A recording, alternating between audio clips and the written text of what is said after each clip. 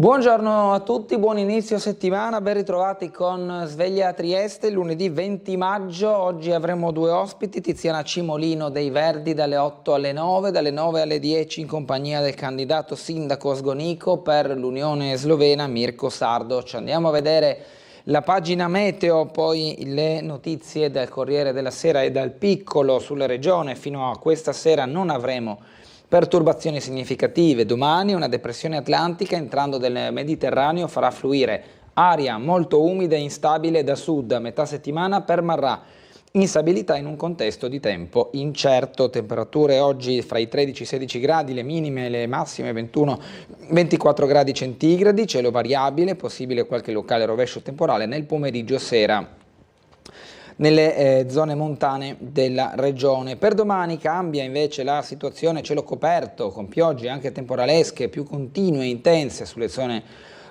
occidentali, probabilmente molto intense sulle prealpi carniche.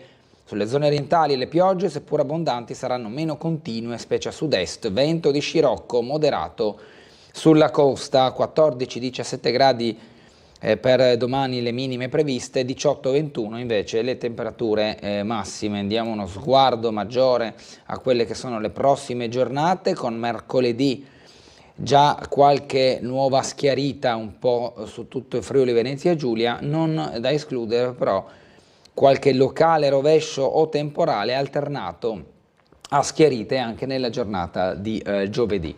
Sguardo ora alle notizie, cominciando dalla prima pagina del Corriere della Sera, che con il titolo di apertura guarda a ciò che è accaduto nell'incidente con l'elicottero di Raisi, Iran, il dramma del presidente. Teheran dice è stato un incidente, il maltempo ostacola i soccorsi. Khamenei dice pregate per lui. L'allarme dopo una missione in Azerbaigian, a bordo c'era anche il ministro degli esteri. Biden segue la crisi, aiuti per le ricerche da Ankara e Mosca, quindi Turchia e Russia che si sono mobilitate per capire un po' la situazione, anche soprattutto se Raisi è ancora vivo oppure no, giallo sulla sorte del presidente dell'Iran Ebrahim Raisi, dopo che l'elicottero su cui volava con il ministro degli esteri ha avuto un incidente al rientro dall'Azerbaigian. Atterraggio d'emergenza, schianto per la nebbia, il paese segue con il fiato sospeso, non ci sono al momento informazioni certe sull'accaduto. Il giudice feroce che decise migliaia di esecuzioni è il ritratto di Andrea Nicastro verso la figura del presidente iraniano, il 63enne Ebrahim Raisi, ieri all'inaugurazione della diga di Kiz Palasi al confine proprio con l'Azerbaigian, luogo dove si era recato ed era di ritorno in volo con l'elicottero. Scrive Barbara Stefanelli, frattura incurabile, e guarda proprio a questo incidente ai rapporti diplomatici internazionali. In primo piano il governo, i volti, gli scenari, chi tiene le file del potere, poi una lunga storia di misteri e complotti da Khomeini a oggi. L'intervista, ma il regime degli Ayatollah non è indebolito, scrive Samuele Finetti. L'olio di ricino digitale invece è la firma di Walter Veltroni, la piccola Asia e l'odio sui social, e poi l'Unione Europea, la sfida delle destre, con Giorgia Meloni che dice ora si cambia, la politica e la Premier e Le Pen ospiti di Vox. L'intervista anche a Gentiloni, fondi PNRR li ha stabiliti un algoritmo, nessuna trattativa sui fondi del Piano Nazionale di Ripresa e Resilienza, dice Gentiloni, non fu di Conte il merito, ma di un algoritmo ha rivelato. Una scienza, scrive Alessandro Davenia nella rubrica Ultimo Banco, nel taglio alto lo sport, intanto il ciclismo, un altro show sul Mortirolo, l'impresa di Pogacar che incanta il Giro d'Italia. L'uscita di Zhang, Inter, la festa e il caos societario con la festa per la vittoria scudetto, ma anche a tenere banco le questioni che riguardano la società, la futura dirigenza, gli asset, le intenzioni, i fondi a disposizione, la leadership del club, tutto questo ancora in punto di domanda dietro al futuro societario dell'Inter. Andiamo al Piccolo, una bomber, caso reperti. L'avvocato Panizzo, difensore di Zornetta, dice molteplici manipolazioni, conservazione non garantita e già battaglia legale in vista delle comparazioni sul DNA rinvenuto dalle analisi delle prove con le nuove tecnologie. Rimane il pericolo della prescrizione, uno degli allarmi lanciati sul caso. Alle pagine 9 e seguenti capiremo di più su questi sviluppi. Il taglio invece alto del Piccolo guarda il voto, più promesse che impegni.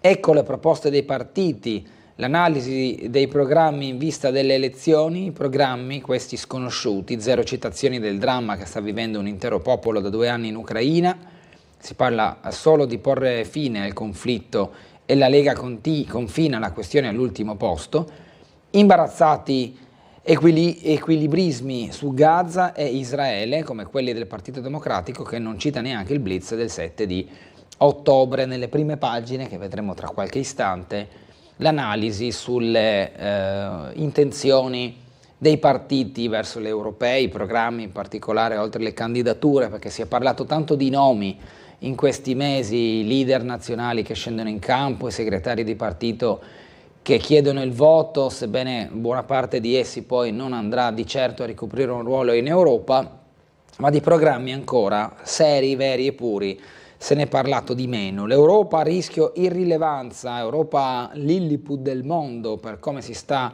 impostando il voto per l'Europarlamento, rischia di consegnare il vecchio continente alla marginalità, scrive Francesco Iori. Il peso del fattore sorpresa, invece, scrive Bordignon. Da qui a giovedì prossimo saremo inondati dalle ultime stime sull'esito delle europee, gli ultimi botti prima del buio dei sondaggi, poi non potranno essere più divulgati i sondaggi per le europee. La fotonotizia impresa della Pallacanestro Trieste supera Forlì di 23 punti, gara 1, domani la nuova sfida, la gioia dei giocatori della Pallacanestro Trieste in foto dopo aver vinto gara 1 a Forlì. Un ottimo risultato per la Pallacanestro Trieste, che giocherà domani la nuova sfida e poi tornerà a Trieste per le gare che rimangono, almeno gara 3 da giocare proprio in casa, eventuale ovviamente gara 4 e gara 5 poi da capire se sarà necessaria. Andiamo alla cronaca locale. Lega Navale senza guida, l'antica diga torna all'autorità portuale, turisti austriaci minacciati e rapinati al McDonald's, a pagina 15 Giampaolo Sarti torna sui casi di cronaca che riguardano la città di Trieste e le piazze considerate sensibili. Piazza Goldoni è una di queste. San Dorligo Dolina, sfida interna a 4 nel centro-sinistra, anche in questo caso riguardo alle candidature, ma siamo nei comuni che vanno al voto nella ex provincia di Trieste, quindi Sgonico, Morrupino e San Dorligo della Valle. L'approfondimento di Ugo Salvini sui candidati di San Dorligo della Valle. Proprio le regole, redditi, al via la dichiarazione, da oggi l'invio del nuovo 730, al via il canale diretto con l'Agenzia delle Entrate, poi l'invio della precompilata 2024 sul periodo di imposta 2023. All'interno del Piccolo è presente l'inserto Eco Nord-Est, radar, satelliti e sicurezza, obiettivo mirato sullo spazio, area protagonista nel settore. Nell'inserto ci sono tutti questi approfondimenti. Salviamo i dolci tipici triestini, l'appello dei pasticceri.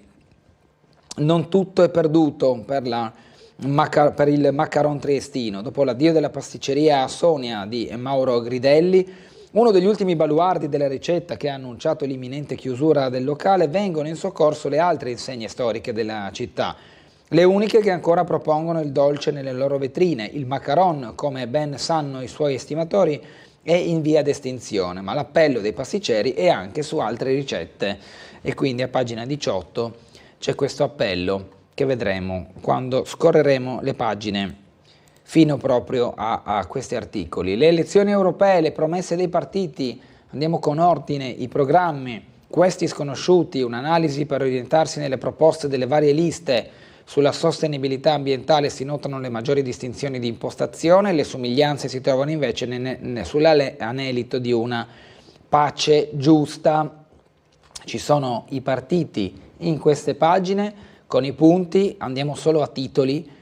perché sennò staremo tutta la mattina a leggere, per quanto possa essere interessante in occasione del voto, vi rimando alle pagine interne del quotidiano. Cominciamo da Fratelli d'Italia, identità nazionale, difendere l'identità dei popoli e delle nazioni europee, è il primo punto che leggiamo, poi l'alimentare, custodi della sovranità alimentare, no austerity, la politica di austerità non deve tornare, poi i migranti, proteggere i confini, queste le parole d'ordine, giusto per dare degli spunti a chi ci sta seguendo. Il Partito Democratico, il primo punto il sociale, l'Europa che vogliamo è il titolo del programma di 49 pagine, la pace, promuovere una conferenza internazionale di pace sul Medio Oriente, le riforme dal fisco con un no ai paradisi fiscali nell'Unione Europea e poi l'Ucraina, sostenere un esercito comune europeo. Guardiamo alla Lega, più Italia, meno Europa, il titolo del programma, 10 capitoli come la tutela delle libertà e la difesa dei nostri valori. No esercito comune, ma sia il sostegno del diritto di autodifesa dell'Ucraina.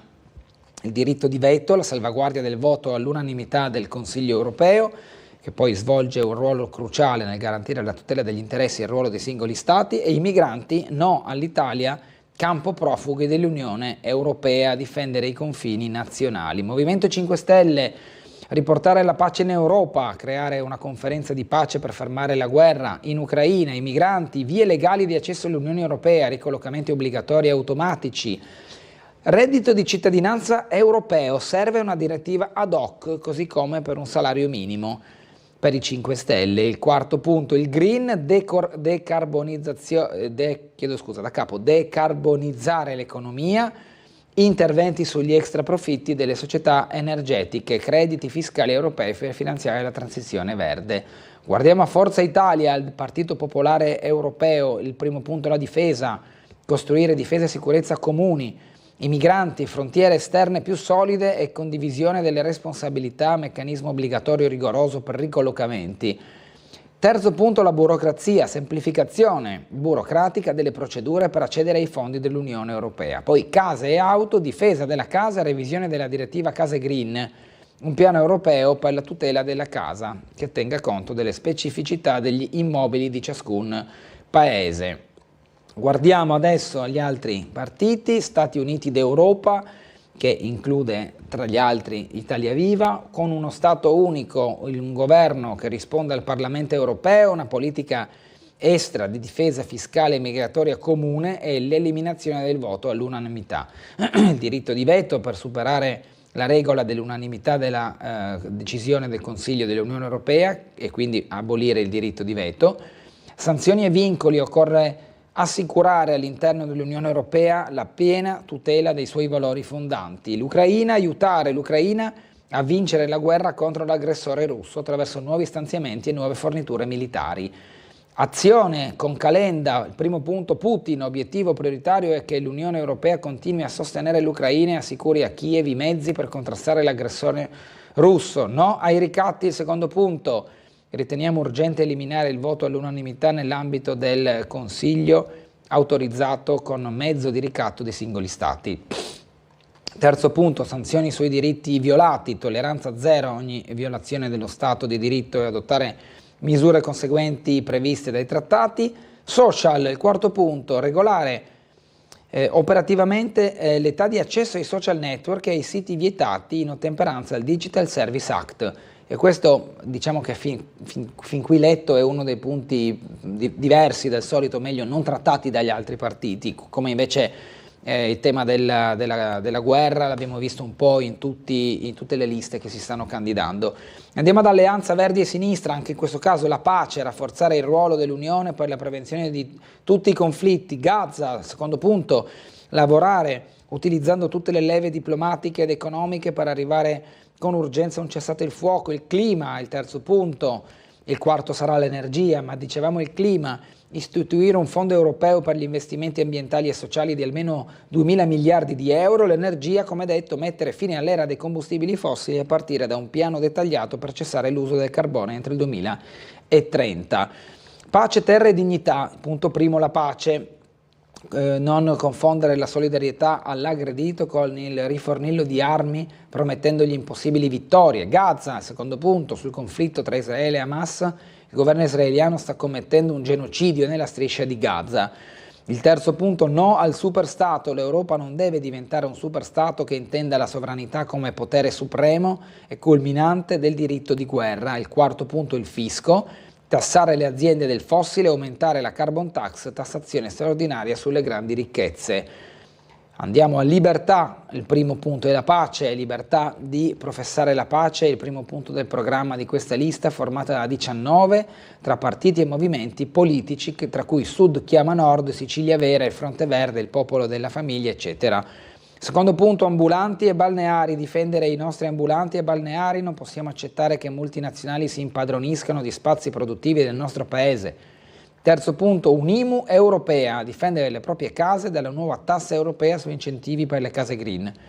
Quarto punto, le pensioni, no alla legge Fornero e ai tagli sulle pensioni imposti dall'Unione Europea. Vediamo quindi come qualcuno si distingue per alcune argomentazioni abbastanza uniche nel contesto, invece ci sono argomenti come il clima, come la guerra, come la gestione del voto all'interno del Parlamento e del Consiglio europeo, l'energia, la questione delle case green, che un po' accomuna tutte le liste, chi in un modo, chi in un altro, ma almeno come argomento vengono menzionate dai più. Meloni chiama raccolta alle destre, basta al gender e all'utero in affitto. La premier italiana in collegamento alla convention di Vox, i conservatori siano uniti in Unione Europea, tra gli ospiti Le Pen e Milei.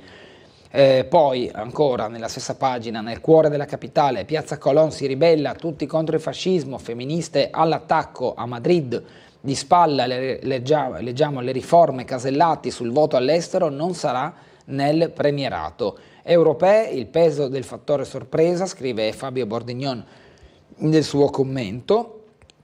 Andiamo poi agli scenari, la transizione energetica e gli scenari per l'Italia al 2050 nel rapporto di primavera dell'ASVIS. Nel 2050 si rischia un PIL in calo del 30% se l'Italia non investe contro la crisi climatica, scrive Piercarlo Fiumano. La stima di un dossier dell'Alleanza per lo sviluppo sostenibile: servono interventi tempestivi nella transizione energetica, e c'è tutta un'analisi che guarda ai prossimi anni e agli investimenti. Ma i territori sono in ritardo sugli obiettivi dell'agenda ONU. Tra il 2010 e il 2022 pochi passi avanti rispetto ai 17 obiettivi sostenibili. Friuli Venezia Giulia promosso nell'agroalimentare e nell'agricoltura biologica. A Trieste valori sopra la media nell'innovazione. Udine eccelle nel risparmio idrico e nel lavoro. Anche i territori fanno la propria parte, poi nel contesto nazionale però l'Italia è indietro sui punti dell'agenda ONU 2030 e 2050. Nuovo 730, cambiamo un po' argomento. Fisco in Friuli Venezia Giulia, da oggi l'invio della precompilata, più facile dichiarare beni immobili e conti all'estero. Fino al 30 settembre il canale dedicato resterà aperto per comunicare i redditi conseguiti lo scorso anno. Il contribuente può ottenere dal fisco il credito fiscale. Fino a dicembre doveva essere richiesto all'azienda. Per punti le somme, dagli stipendi ai compensi, le informazioni disponibili sul sito internet, l'estensione con l'elenco che sarà definito dal direttore, poi le IVA e IRAP, le procedure facilitate e agili, anche questo nel nuovo 730 che si può consultare online. Il passaggio nell'anno in corso con le opportunità, il parere necessario, l'ok del garante. I tempi sono state modificate, infatti le scadenze, andare a vedere proprio queste è importante, anche per non incorrere in sanzioni. Altri termini poi per il 2025 con le proroghe che sono riportate nelle istruzioni. Andiamo ad altro. Chico Forti a Verona vedrà la madre, lui dice spero di tornare libero. Ieri il trasferimento da Rebibbia, ha già chiesto il permesso per l'incontro con la madre 96enne. Il Codacons denuncia le spese troppo alte sostenute dallo Stato per il rientro. Leggiamo giusto le prime frasi. Da Miami a Roma, da Roma a Verona, sempre dietro le sbarre, ma più vicino a casa e con la prospettiva di rivedere dopo ben 16 anni la madre 96enne. Per Chico Forti, l'ergastolano trentino, rientrato sabato in Italia dopo 24 anni di condanna scontati in Florida, gli ultimi giorni sono stati pieni di emozioni e speranze. Il 65enne ha passato la sua prima notte dal rientro in patria nel carcere di Rebibbia. dopo essere stato accolto dalla premier Meloni al suo arrivo all'aeroporto militare di Pratica di Mare. Ieri mattina è stato trasferito nel carcere di Verona, la sua prima richiesta è rivedere la madre.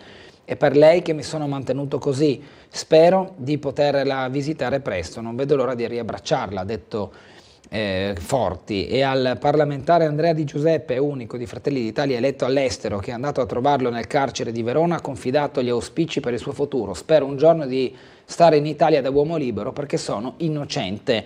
Questa è la sua versione, bisogna vedere poi nella procedura legale che cosa sarà deciso per Chico Forti, che intanto è tornato in Italia con tutti gli onori del caso da parte anche del nostro governo. Una bomber, e tra poco vedremo il servizio anche di Laura Buccarella, andata in onda nel telegiornale di ieri.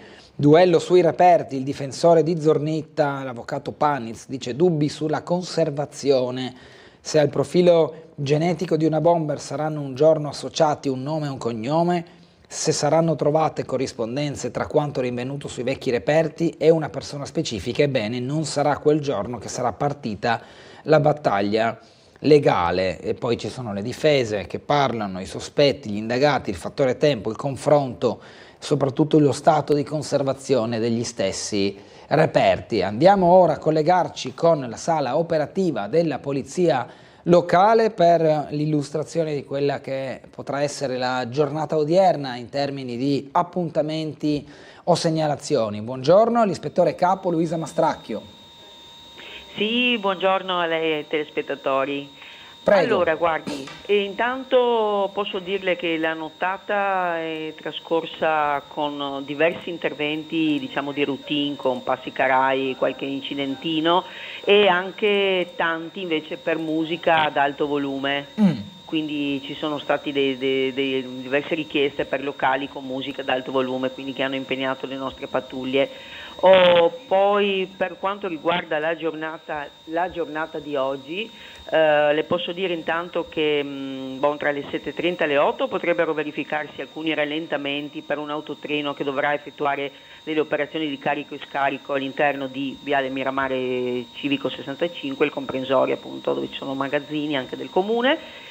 Inoltre attualmente in piedi, cioè in atto in strada di Fiume vi è un autobus della Trieste Trasporti in avaria che avrà bisogno di essere trainato, quindi si sta attendendo per tali operazioni, quindi ciò farà subire dei rallentamenti chiaramente al traffico in zona.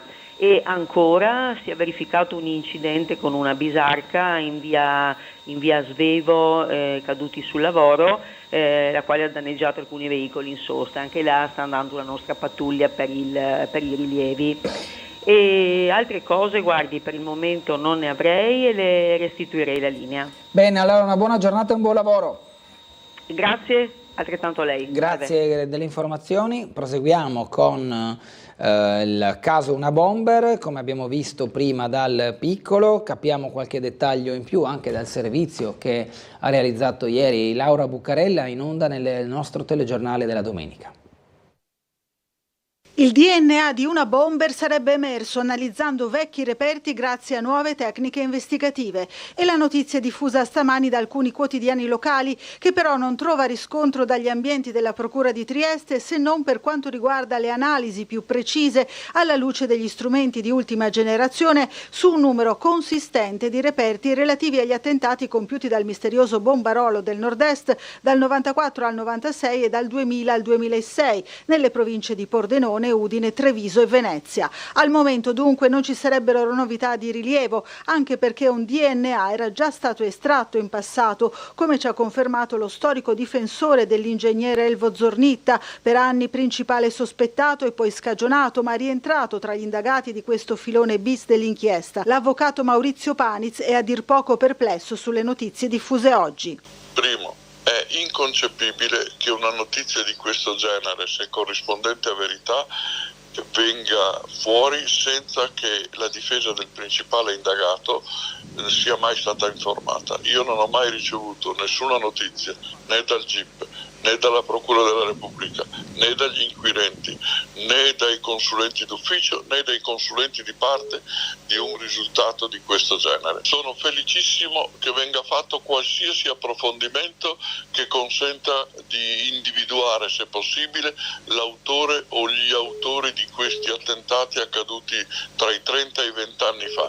Però, terza considerazione, nutro dubbi, per non dire la certezza del contrario, che i reperti siano stati conservati in maniera tale da garantire che non vi siano state manipolazioni. L'inchiesta su una bomber è stata riaperta 2 anni fa in seguito a quanto rilevato dal giornalista Marco Maisano e a 2 delle vittime che hanno chiesto e ottenuto di riesaminare alcuni reperti. Nel fascicolo figurano i nomi di 32 persone, delle quali una è deceduta, molte delle quali hanno già consentito al prelievo del DNA. Nel marzo scorso i periti Gianpietro Lago ed Elena Pilli, quest'ultima con competenze specifiche proprio nell'estrazione del DNA mitocondriale, hanno chiesto una proroga per portare a termine un lavoro definito corposo. Passiamo ora ad altro, andiamo a vedere sempre all'interno del piccolo l'ultima riguardo all'incidente in elicottero di Raisi, Rani Nansia, presidente sull'elicottero precipitato, il maltempo ostacola le ricerche delle leader, Khamenei invita a pregare e avverte che non ci sarà nessun vuoto di potere. Un violento atterraggio d'emergenza dell'elicottero su cui viaggiava il presidente Ebrahim Raisi tiene l'Iran con il fiato sospeso. L'incidente al velivolo, dove a bordo c'era anche il ministro degli esteri Hossein, è avvenuto in una remota zona montuosa dell'Azerbaigian a causa del maltempo, secondo le prime ricostruzioni, condizioni che hanno reso estremamente difficili ricerche e soccorsi. La guida suprema Ali Khamenei ha lanciato un appello alla preghiera in tutto il paese, con un messaggio diretto agli amici ma soprattutto ai nemici. A partire da Israele, l'Ayatollah ha assicurato che comunque vada non ci saranno vuoti di potere.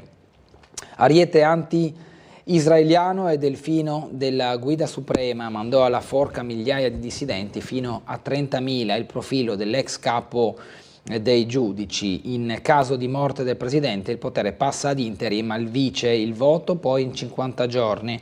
Le elezioni si svolgerebbero in un paese già in difficoltà per le problematiche economiche. L'ultima volta c'era stata un'affluenza soltanto del 49%. Se ci fosse un ritorno alle urne potrebbero rinvigorirsi anche le proteste interne al paese. Ancora la tenaglia su Netanyahu, Biden rilancia sulla tregua, Gantz torna sull'ultimatum, l'8 giugno non è una data fissa, si può anticipare. Ancora pesanti raid dello Stato ebraico su Gaza, uccise 31 persone a Nuseirat.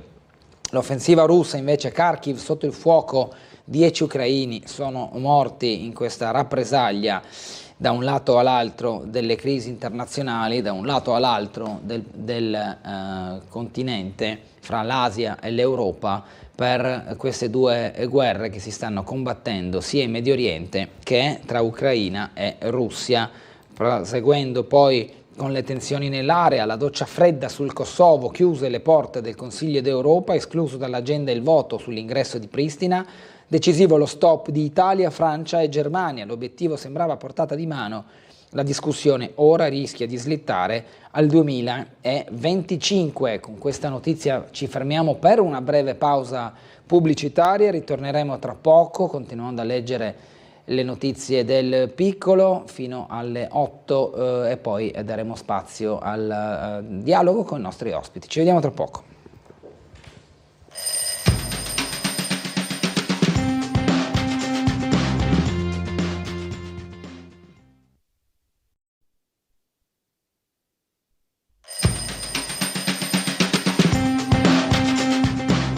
Riprendiamo la trasmissione con la rassegna stampa. Stavamo leggendo il piccolo, leggerò una mail, però anzi ne leggerò due che sono arrivate. La prima che dice: buongiorno Gurotta, la fine della corsa per i ragazzi dell'Unione, stagione rocambolesca, partiti bene con mister Tesser, si è deciso di cambiare ed è stata notte fonda, sabato nemmeno un minuto per Bomber Lescano, avanti Unione, scrive Lorenzo. Una giusta analisi, mi viene da dire, quella della stagione della Triestina, partita bene con l'allenatore Tesser, poi si è andata invece a flettere proprio la stagione della Triestina un po' in concomitanza con il cambio di allenatore. C'è da dire che Tesser nelle ultime 2 forse partite prima del suo esonero aveva sì giocato ottenendo anche qualche punto, ma senza brillare veramente. Con l'arrivo di Bordin però c'è stato un ribaltone che ha inizialmente destabilizzato un po' la squadra, mi viene da dire, sotto il profilo dei risultati, con una numerose sconfitte consecutive. Poi Bordin ha trovato un po' la quadra anche con il modulo con la difesa a 3, e la Triestina è ritornata a vincere, a fare punti, a ingranare un po', sebbene poi alla fine è uscita al secondo turno di playoff. C'è un caso Lescano che non ha giocato né la partita d'andata né la partita di ritorno, sabato neanche un minuto per lui, così come per Celeghin, giocatori che comunque nella prima parte di stagione erano titolarissimi proprio con Tesser, scelte dell'allenatore che adesso vedremo, soprattutto da un punto di vista di panchina, cosa sceglierà la Triestina per la prossima stagione. Nei servizi che andranno in onda nel corso del nostro telegiornale odierno ci sarà proprio un'analisi della stagione della Triestina, i pro e i contro, gli alti e i bassi, e questa sera vi rimando al Caffè dello Sport con Marco Stabile per tutti gli approfondimenti sia del calcio che del basket, ma anche delle altre discipline, la pallamano, la pallanuoto, eccetera. Seconda mail che vi leggo invece la facciamo andando anche a vedere magari l'immagine che ci riporta Giorgio Marchesic. Questa è la foto, adesso vado a leggervi anche il testo. Si vede la stretta di mano tra Giorgio Marchesic sulla sinistra e Vito Potenza invece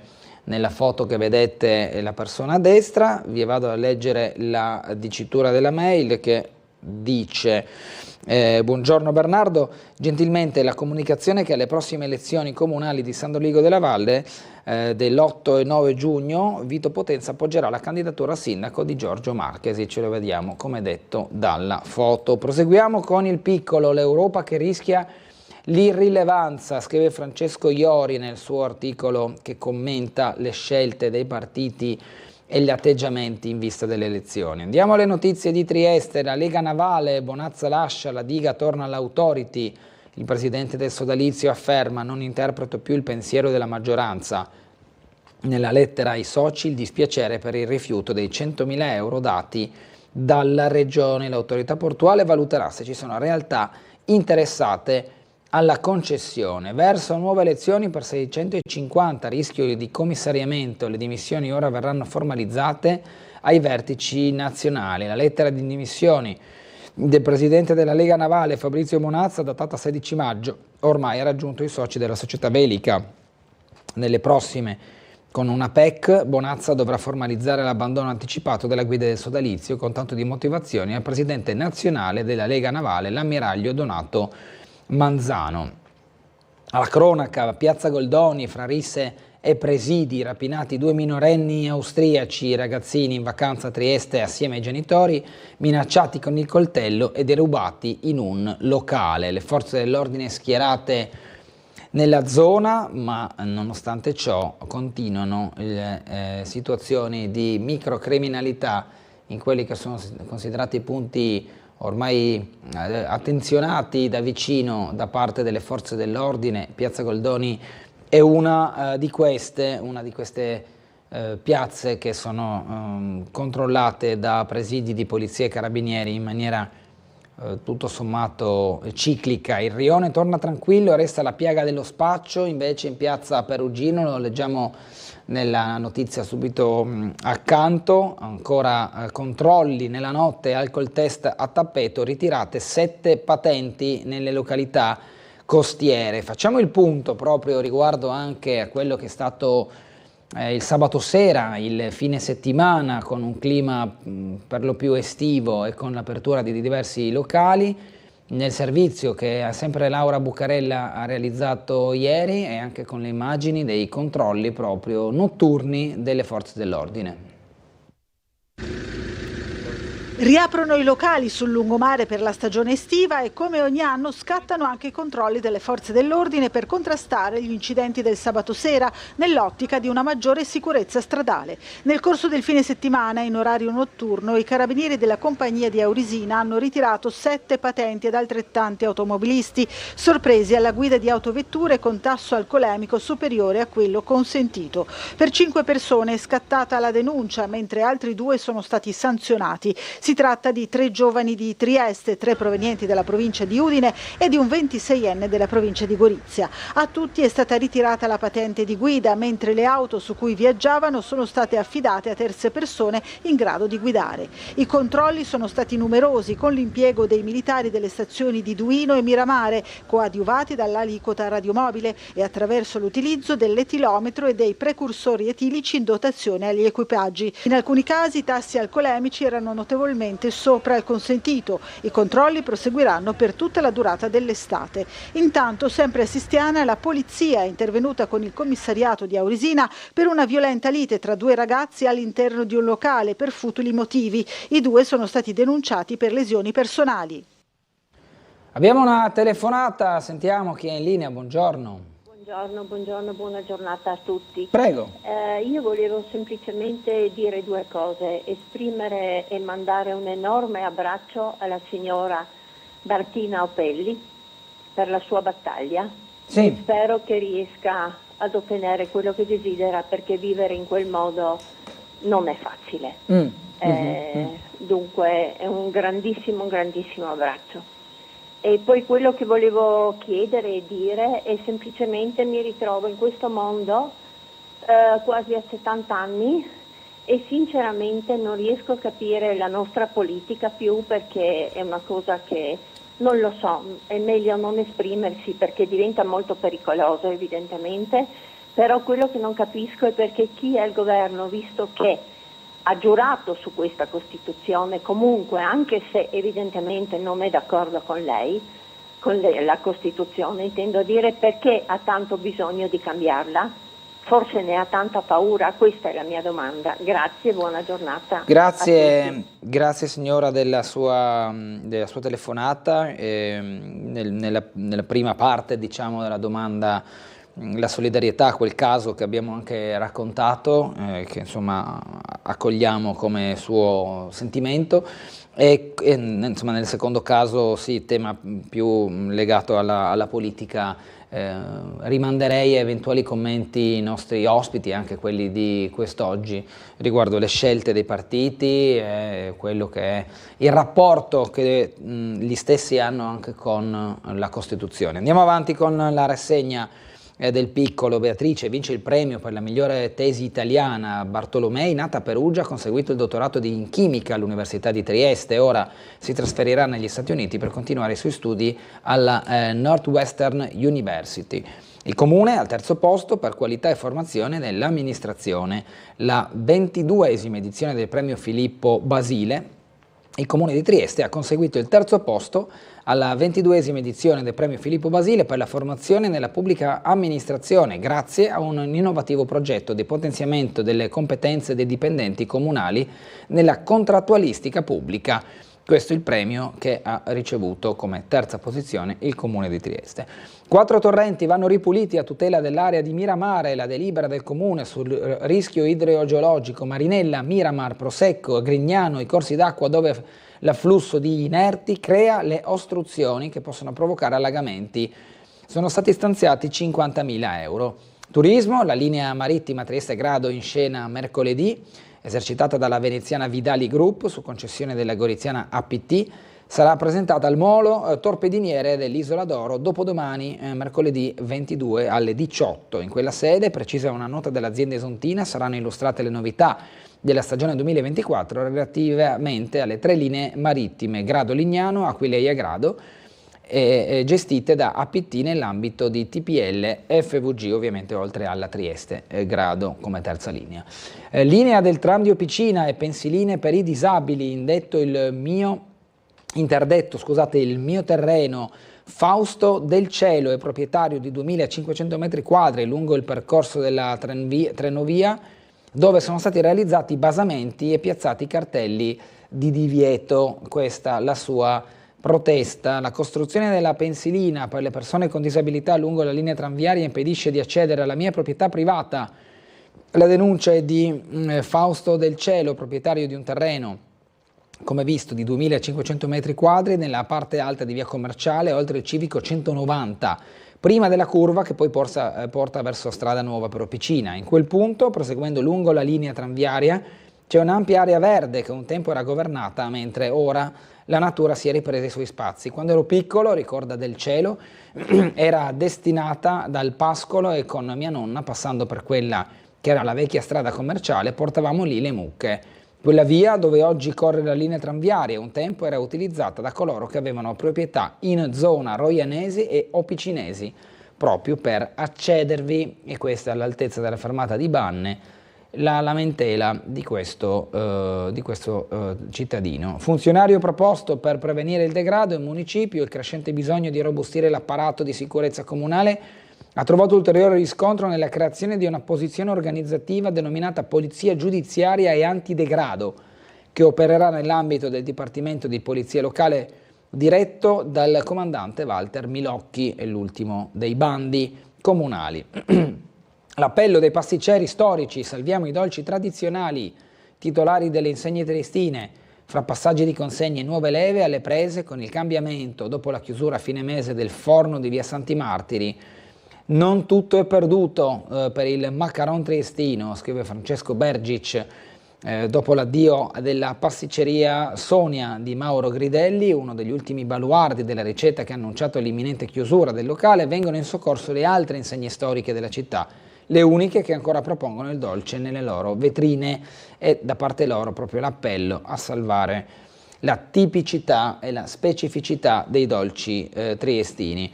2000 caffè al giorno e 3 generazioni al banco e 50 anni del Bar Vittoria, e un'attività avviata dalla signora Manfredoni anche con la prima osteria, inaugurato nel 1974 in via Locchi, locale testimone di un intero rione. Un po' tutti siamo passati per il Bar Vittoria, soprattutto chi abita nella zona di San Vito, chi ha avuto i figli o dei parenti che giocavano nella società lì vicino, che giocano nella società di calcio lì vicino, chi fa attività ginnastica, attività fisica o di ginnastica nelle scuole, nelle palestre della zona o nella piscina, alla piscina bianca. Insomma, Bar Vittoria è sempre stato un po' un punto di riferimento non solo per il rione di San Vito, ma un po' anche per tutta la città. Andiamo adesso invece alle elezioni comunali nel territorio della provincia di Trieste, o ex provincia che dir si voglia. San Dorligo della Valle, nel centro-sinistra, sfida interna a 4, partita la corsa a sostegno del candidato sindaco Coretti, che determinerà il peso specifico dentro la coalizione. Le elezioni comunali avranno luogo l'8 e 9 giugno in concomitanza con le elezioni europee. Sintonia sui programmi e soddisfazione per aver trovato la sintesi sul candidato sindaco come Alessandro Coretti, ma nel centro-sinistra, che parte da favorito a San Dorligo della Valle, adesso comincia la corsa al voto, fondamentale per determinare gli equilibri interni dopo il 9 giugno. Coretti, in caso di elezione, avrà come vice Marko Savron della slovenska Skupnost, un accordo tribolato ma alla fine andato in porto, evitando uno strappo pericoloso, e adesso si va alla conta. Infatti a sostegno di Coretti ci sono diverse liste. Lavori in via Pianezzi a Muggia, ecco come cambia la viabilità, un intervento da 100.000 euro. Modellini e pannelli sulla pietra di Aurisina, la mostra che è stata inaugurata sabato al magazzino 26 del Porto Vecchio, che si intitola Da Lubiana a Trieste, la pietra di Aurisina del Carso e dell'Istria in Italia e nel mondo, una delle più estese e articolate dedicate al tema con pannelli e modellini. È visitabile nei 2 padiglioni nella sala Nathan Esbisa fino al 14 di luglio. Nelle foto che vi facciamo vedere dal piccolo, da un lato la delegazione di resettari ricevuta in municipio, in piazza Unità dal sindaco, e poi la precisazione: Luciano e Anna Maria, dono speciale alla città. Era nel piccolo dei giorni scorsi. Anna Maria e Luciano Luciani, nell'edizione di ieri, nel titolo è scappato per un refuso Anna Chiara, e ce ne scusiamo, scrive il quotidiano. È la coppia di triestini che ha acquistato e donato al comune 117 quadri d'autore, una scelta dettata non solo dalla generosità ma anche dalla volontà di lasciare alla città qualcosa di unico. Anna Maria e Luciano. La giornata mondiale delle api per la difesa della biodiversità, invece, l'articolo di Nicole Kerbancic riguardo proprio alle arnie e al mondo delle api. Nord-Est economia, industria in orbita, il friendshoring è già tra noi, ora investimenti di qualità, scrive Gianluca Toschi, e ci sono diversi spunti tra il mondo degli investimenti e quello delle tecnologie, radar, satelliti, sicurezza, il Nord-Est punta lo spazio grazie a diverse aziende e delle partnership con grandi colossi. Infatti i grandi player del settore cercano le nostre aziende, come dice Federico Zoppas, presidente della rete EIR. Dice che la filiera dell'aerospazio in Veneto vale 2 miliardi di fatturato. L'uomo a cui non bastano 440.000 caffè al giorno, Mario Toniutti, amministratore delegato del gruppo Illiria, dopo le difficoltà del Covid vuole tornare a fare acquisizioni. General Filter arriva in Finlandia, Nord Europa avanti per l'area indoor, rilevato il 30% della KS di Tercu, entro il 2027 potrà salire anche al 100% come quote detenute. Ecco come costruire portafogli d'estate in grado di far fronte alla maggiore volatilità. E poi mais viola, quinoa e azuchi, le farine di Vanne e Livio per la rivoluzione del cibo. La terra è bassa, scrive Maurizio Cescon, l'agricoltura chiede regole e limiti contro il proliferare del fotovoltaico. Andiamo a leggere alcuni ulteriori dettagli nelle pagine finali del Piccolo. Il concorso per essi dedicato a Premuda apre le candidature a giovani creativi, il premio promosso da Trieste Book Fest, e in questo articolo trovate tutti i riferimenti. La pagina della cultura, Saba ed Benedetti, letteratura e amicizia nella matrice delle famiglie ebraiche. Stefano Carrai ha raccolto in un volume tutti gli scritti del critico sul poeta triestino, un sodalizio che durò 30 anni. Paoli, il genio della quantistica che non sapeva cos'è l'amore, oggi al Miela. Gabriella Grayson porta in scena Ogni cosa è collegata, Peace sul premio Nobel che andava in analisi da Jung, di cui divenne poi anche amico. Il violino di Hadelich da Bach a Soul e Spiritual, stasera al Teatro Verdi. L'artista chiude la 92esima stagione della Società dei Concerti. Victor Parma ai lunedì dello Schmid, l'artista da riscoprire. Poi Gwen e Gowen allo Speleo Vivarium alle 18:30. Andiamo allo sport. Trieste del basket non si ferma più, sbancata la Unieuro Arena, domani gara 2, ancora a Forlì, quarto successo di fila per il team biancorosso che domina dall'inizio alla fine, consistente presenza dei supporter alabardati che hanno sostenuto la squadra. È finita 49-72 per Trieste che ha giocato in trasferta gara 1 a Forlì, gioca domani gara 2, poi sarà la volta di gara 3 a Trieste e vedremo se serviranno anche le successive partite per decretare chi passerà il turno. Ruzier, Tom Tom cestistico, Candu concreto, Candussi, Vildera solido. Queste le pagelle biancorosse di Raffaele Baldini. Guardavo infatti proprio al voto di alcuni dei giocatori, mi è caduto l'occhio su Michele Ruzier, voto 9,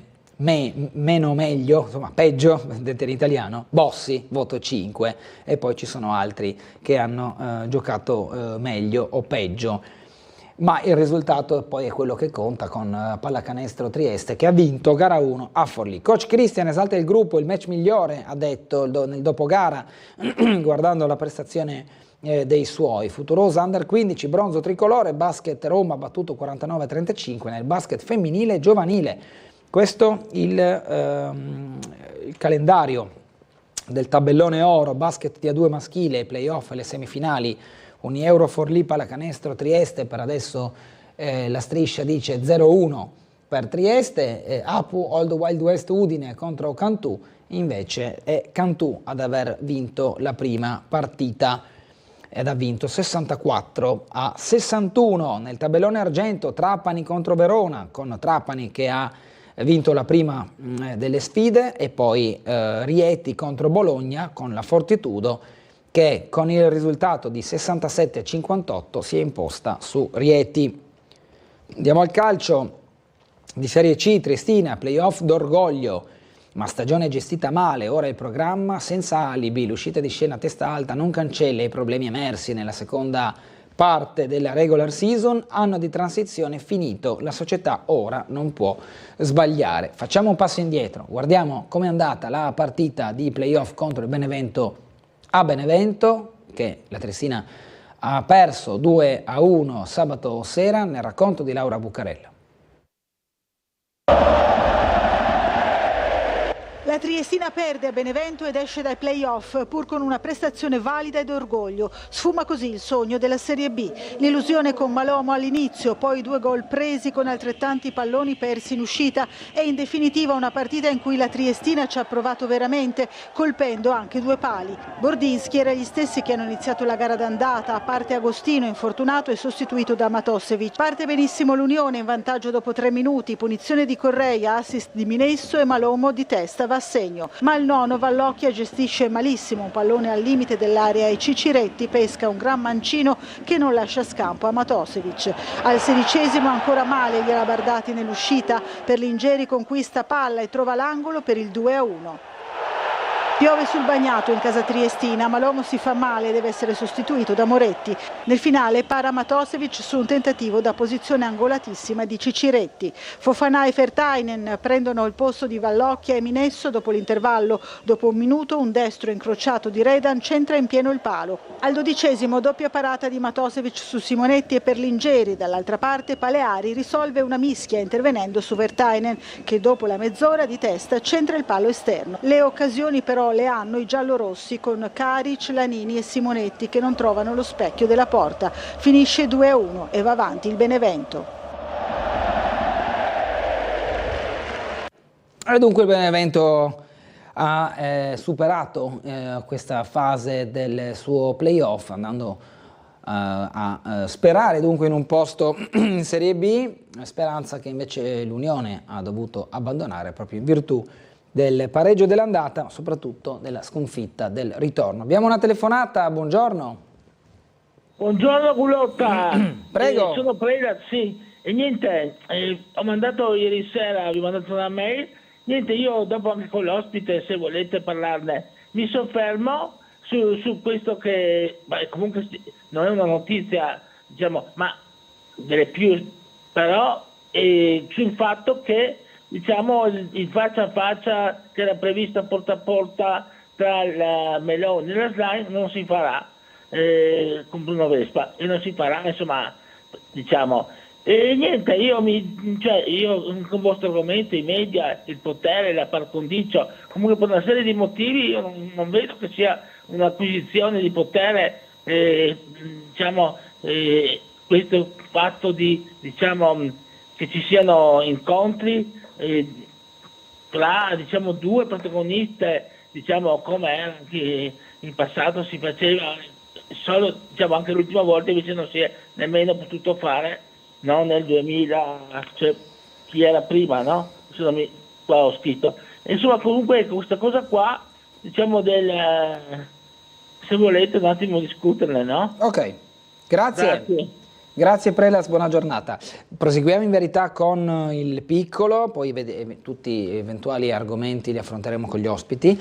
L'Altalena di Reda hanno pagato lo stop per quell'infortunio, volevo andare avanti, tutti noi sabato volevamo vincere, credo sia una cosa normale, abbiamo dato tutto e nella ripresa nella quale c'è stata una battaglia siamo stati davvero sfortunati, ha detto l'attaccante olandese della Triestina. La punta infatti ha parlato al termine della gara anche della sua stagione un po' altalenante a causa degli infortuni. C'è subito il derby Vicenza-Padova e il Benevento pesca la Torres, il sorteggio dei quarti di finale per chi ha superato il turno e va avanti. Qui vediamo lo sguardo di Massimo Oddo che se la vedrà con i corregionali in una sfida tutta veneta in questi playoff. Cras Repen da sogno, battuto il Casarsa, Carsolini In eccellenza nel calcio dilettanti, sul neutro di Manzano passano avanti i friulani con Dema, nella ripresa un autogol e Solaia fanno gioire i biancorossi, finita infatti 1-2 per il Kras Repen, spareggio salvezza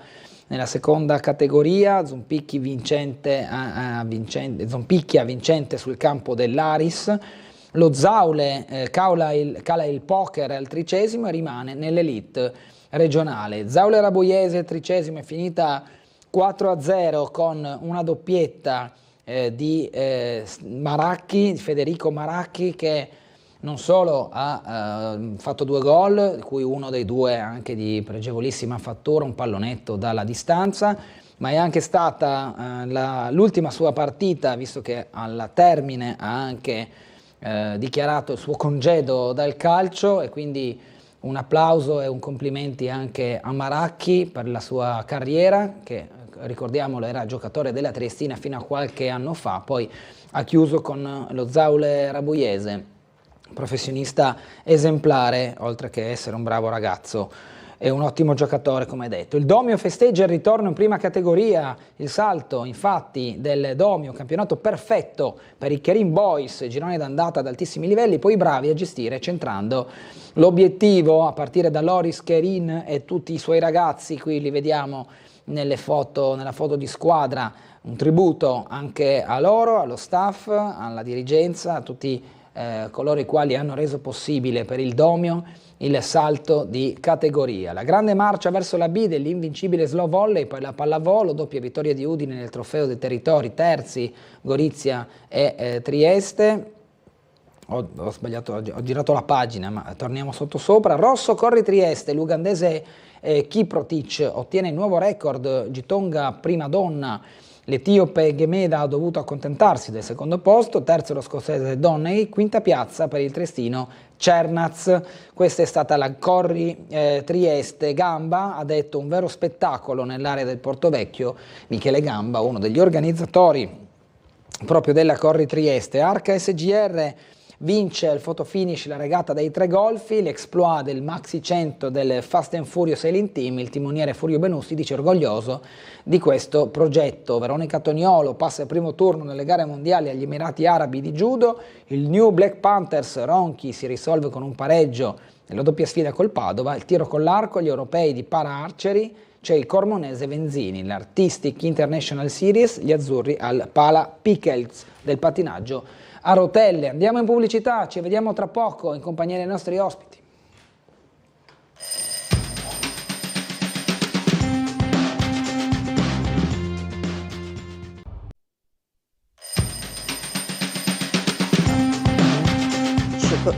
Torniamo in diretta con Sveglia Trieste, un buongiorno, un ben ritrovato a Tiziana Cimolino dei Verdi, buongiorno. Buongiorno a tutti. Dunque abbiamo tanti argomenti tra le elezioni europee, quelle comunali che ci riguardano da vicino geograficamente parlando, intendiamoci, certo. Poi vanno al voto tanti altri comuni, ma anche gli eventi, le attività in città e il suo impegno nei confronti dell'ambiente, insomma ce ne sono tante di argomentazioni. Parto con le europee però, andiamo diciamo a gradi. Oggi all'interno del piccolo ci sono diversi dettagli in maniera molto sintetica di quelli che sono i punti dei partiti per le elezioni europee. Il titolo cosa dice? Le promesse dei partiti, programmi, questi sconosciuti in un'analisi per orientarsi nelle proposte delle varie liste, dove si trovano riferimenti sì alla pace, all'invio delle armi, chi la pensa in un modo, chi la pensa in un altro, però poi di concreto come si arriva veramente a incidere a livello europeo su conflitti internazionali dove l'Europa ha dimostrato che tutta questa voce grossa non può farla con Stati Uniti, Cina, Russia e la stessa Ucraina che tira la giacca molto spesso all'Europa. Come si incastrano le volontà e le possibilità? Beh, diciamo ci troviamo in un momento particolarmente critico e soprattutto oggi, dopo le notizie di oggi stesso, dove vediamo che appunto ci sono stati ben due attacchi a 2 presidenti diversi nel mondo. Ricordiamo quello di alcuni giorni fa, dove appunto il presidente Fitto ha avuto un attentato e oggi ci ritroviamo con il presidente iraniano Raisi che è stato, pare appunto come è stato detto, in questo momento sia stato ucciso, non si sa per un incidente o qualsivoglia sia, però comunque è un momento particolare, un momento di tensione in tutto il mondo, tensione in Europa, con due guerre proprio davanti a noi, che sono poi due di quelle 200 guerre che troveremo nel mondo, ma di cui sicuramente sentiamo ogni giorno, proprio a tamburo battente, cosa succede qua, cosa succede là, cioè quindi abbiamo l'Ucraina che ormai si trascina da 2 anni e in questo momento anche la situazione in Palestina e Israele. Sicuramente sono momenti critici. L'Europa, noi continuiamo a sentire i nostri politici che stanno dicendo e facendo dichiarazioni dove insomma tutto sembra insomma sì, non mandiamo questo, non mandiamo le armi, non manderemo uomini, però effettivamente ci troviamo in un'escalation e questa notizia di oggi sicuramente non aiuta. Quello che devo dire è che la nostra coalizione, che è l'Alleanza Verdi-Sinistra, ma in primis la sinistra italiana, è stata quella che dall'inizio ha deciso di non dare armi all'Ucraina e ha votato contro l'invio di armi. Oggi, dopo 2 anni, quando si è detto sì, la guerra finirà prima, in Ucraina siamo ancora con i piedi nel fango perché continuano i combattimenti. Probabilmente la parte, non solo probabilmente, ma sicuramente i negoziati, la parte diciamo che doveva essere la trattativa, non è stata se non messa in piedi, ma comunque non ha dato alcun frutto. Quindi io credo che l'Europa del domani dovrà essere sicuramente, ma anche il mio partito, anche l'Alleanza Verdi-Sinistra lo mette come punto principale, dovrà essere sicuramente la pace. La pace perché dovremmo decidere che i conflitti non devono arrivare alla guerra, ma che le trattative devono essere diplomatiche, quindi rimettere in piedi la diplomazia su tutti i versanti e in tutte le parti del mondo, perché sicuramente è questo il punto principale che sentono tutti i cittadini, anche perché questo crea ansia, le persone sono più nervose, le persone non pensano al futuro, i giovani devono pensare a un futuro felice, un futuro di pace, un futuro di programmazione, diciamo. Come ha detto lei, leggiamo dall'ANSA una delle ultime ore che riguardano l'incidente aereo, trovato il relitto dell'elicottero di Raisi, la mezzaluna rossa, tutti morti i passeggeri. E questa è l'ANSA che scrive qualche ora fa: la TV di Stato iraniano ha dato la notizia ufficiale della morte del presidente Ebrahim Raisi, definendolo martire del servizio e precisando che saranno resi noti il luogo e l'ora della cerimonia funebre. La mezzaluna rossa iraniana afferma che tutti i passeggeri dell'elicottero del presidente Raisi sono morti, come riporta l'agenzia di stampa russa TASS. E quindi, se all'inizio c'era ancora il dubbio sulle condizioni, sulle cause, che queste ancora restano un po' da chiarire, di questo incidente con l'elicottero, sembra che comunque non ci sia stato scampo, purtroppo, per le persone che erano all'interno dell'elicottero stesso. Sentiamo una telefonata adesso. Buongiorno. Pronto, buongiorno. Buongiorno a lei, prego. E chiamo da Via Puzzi. Allora, io volevo fare una segnalazione perché io non voglio mai rompere le scatole, però è giusto che la gente senta. Prego. Allora, noi siamo qua invasi dall'erba come in una giungla. Ho chiamato già l'Aster 1000 volte, vi ho spiegato la situazione dei topi, loro vogliono che faccia una raccolta firme, devo stamparmi tutti i moduli, andare per tutti i portoni delle case, mettere e raccogliere le firme. Ci siamo stufati perché noi stiamo pagando le spese e loro hanno detto che verranno poste a tagliare l'erba il 15 giugno. Cosa abbiamo fatto noi condomini? Ci siamo procurati un tagliaerba e abbiamo tagliato praticamente dove ci sono cani qua, purtroppo uno ha già preso una spiga in un orecchio, un altro in un occhio, e sono spese grosse perché ogni volta che vai dal veterinario sono 400 euro. Adesso io mi chiedo cosa dobbiamo fare noi con questo, cioè le case sono comunali ma sono gestite da loro, non ci danno udienza su niente. Siamo veramente stupi, non ne possiamo più. Io oggi richiamerò di nuovo e poi mi metterò d'accordo con i condomini e non pago più le spese condominiali, perché è inutile che io andiamo a comprarci un tagliaerba noi che già abitiamo in casa, insomma, non è che siamo ricchi e benestanti, e poi dover tagliare l'erba, se ne fregano altamente. Hanno preso la telefonata, hanno scritto, ma non ci hanno, mi scusi, non voglio dire una parolaccia, neanche per il ci ha capito, Va no? bene, va bene. E quindi io chiedo cosa devo fare, cioè sinceramente non sappiamo più che fare. Quindi sono case comunali, sì. sono case comunali gestite dall'Ater, giusto? Certo, quelle di via Puschi, sempre io chiamo per queste Sì, cose. sì, no, ok, era per avere un dettaglio. Sì, sinceramente, guardi, cioè veramente siamo stufi, si può dire incazzata nera, perché non è giusto che noi di domenica dobbiamo metterci a tagliare l'erba, devono farlo loro, non mi possono dire il 15 giugno quando l'erba in maggio è già alta. Cioè Sì. non esiste una roba del genere, allora non ci fanno pagare le spese, ci mettiamo d'accordo e ci arrangiamo di tutto noi. Posso domandarle, signora? Pieno di polvere. Sì, via Puschi Posso è domandarle vicino allo stadio. Sì, sì, no, più o meno sapevo. Quanti siete, diciamo, a lamentare questa situazione? Tutti.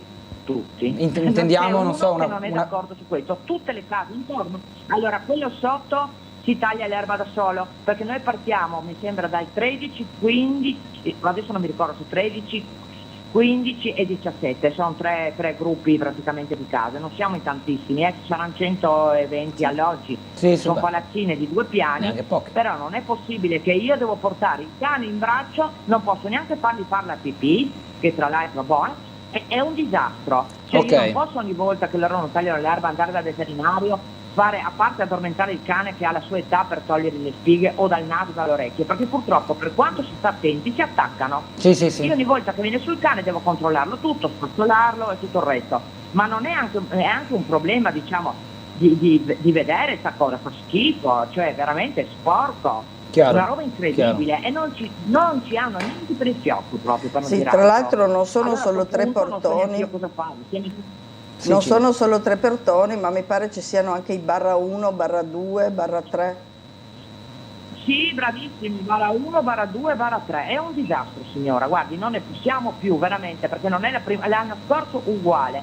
Sono saltati il taglio dell'erba di giugno. Lei può pensare cosa avevamo qua. Poi noi abbiamo un tagliaerba, diciamo un po' così, non è che abbiamo un tagliaerba professionale. Chiaro. E poi dove raccogliamo sta roba? Dove la buttiamo? Certo. Io, il mio vicino ha tagliato tutta l'erba sotto casa, sotto la mia finestra.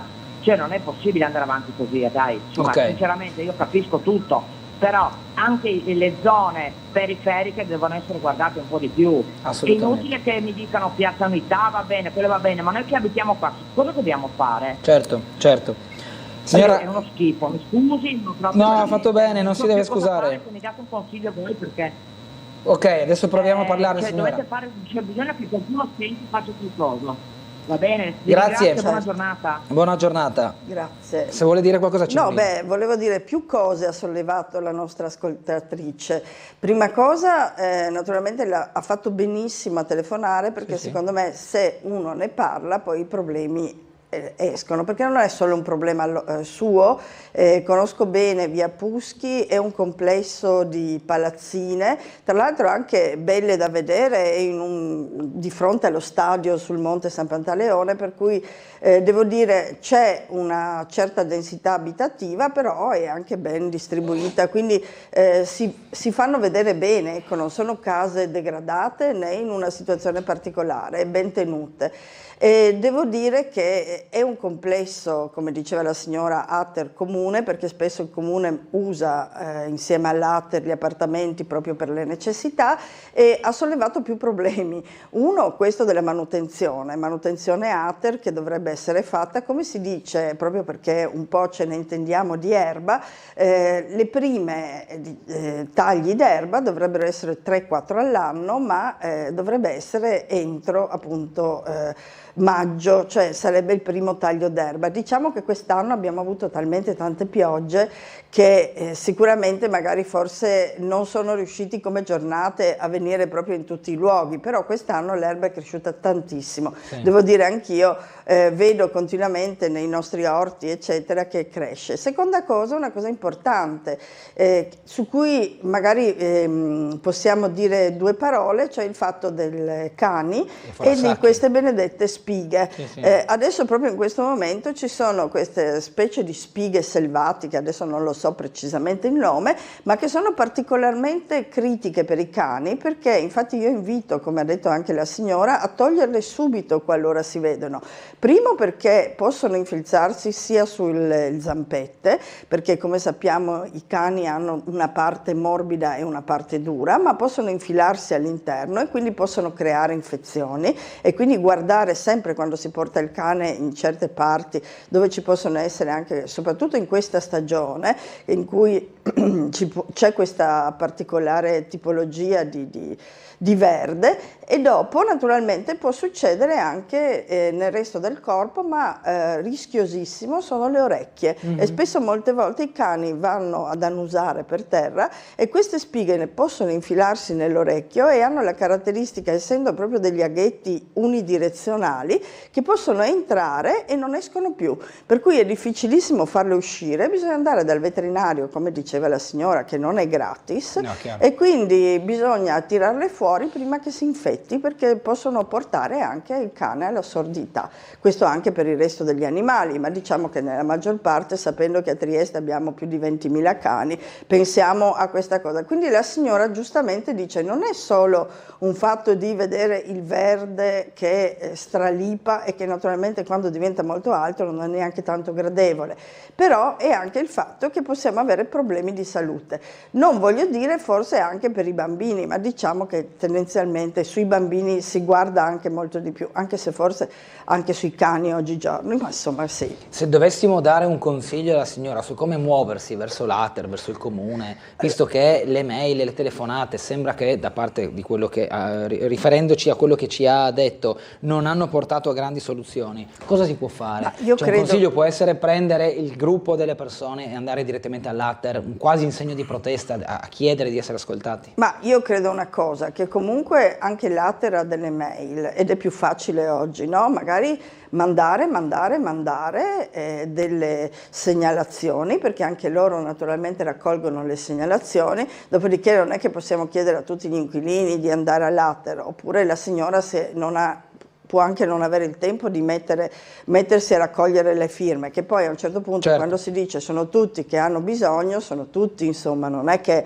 dobbiamo per forza dire che a uno piace di più l'erba di 1 metro e quell'altro quella di 2 centimetri, certo, però certo. secondo me segnalare sempre, inviare per quanto possibile segnalazione all'ente competente, che in questo caso probabilmente è l'ATER, perché i giardini intorno alle case dell'ATER generalmente sono dell'ATER, mentre le strade o i marciapiedi possono essere anche comunali. Comunque sicuramente l'intervento va fatto e segnalarlo è giusto. Sentiamo un'altra telefonata, buongiorno. Buongiorno. Pronto? Sì, prego. Sono Luisa. Ci dica. Ecco, buongiorno Cimolino. Buongiorno. E tutti voi. Prego. Ecco, sono Luisa. Sì, abbiamo capito. Prego. Buongiorno Cimolino anche, eccetera. Sì, ci dica. Ecco, volevo dirvi che mi adesso guardo molto in giro dove che c'è verde, controllo tutto. A questa età ti controlli il verde. A 80 controllo il verde, una volta non controllavo il verde. Facevo per ridere, dai. Allora, sotto casa mia c'è vicino un campo di tennis, bellissimo, però vicino è verde, c'è 3 pini meravigliosi. Tutto attorno c'è questa benedetta edera. Ormai li sta soffocando. Mi volevo andare su un giorno per tagliare, non sono scivolato, non arrivavo a alzarmi. Là va finì che perderemo sti bei pini, bellissimi. Anni fa ho fatto tagliare l'edera là della polizia, che è via Puccini. Ok. Sì. Scivolato, non scivolato. Ecco, per questo dico che cosa ha detto, guardate tagliare sta benedetta edera che rovina gli alberi. Oh, questo non è compito nostro, che ha detto. E di chi sei mio, che ho detto. La capisci? Se peccate Dio perde quei bei pini. E infatti che ho fatto tagliare anche quei che sono della polizia. Adesso ho messo il portone, non posso fare più niente. Ecco, questo volevo dire, perché il verde è importante. Veramente, certo. per favore, se non viene tagliato, tagliami. E se casco, facciamo la Croce Rossa.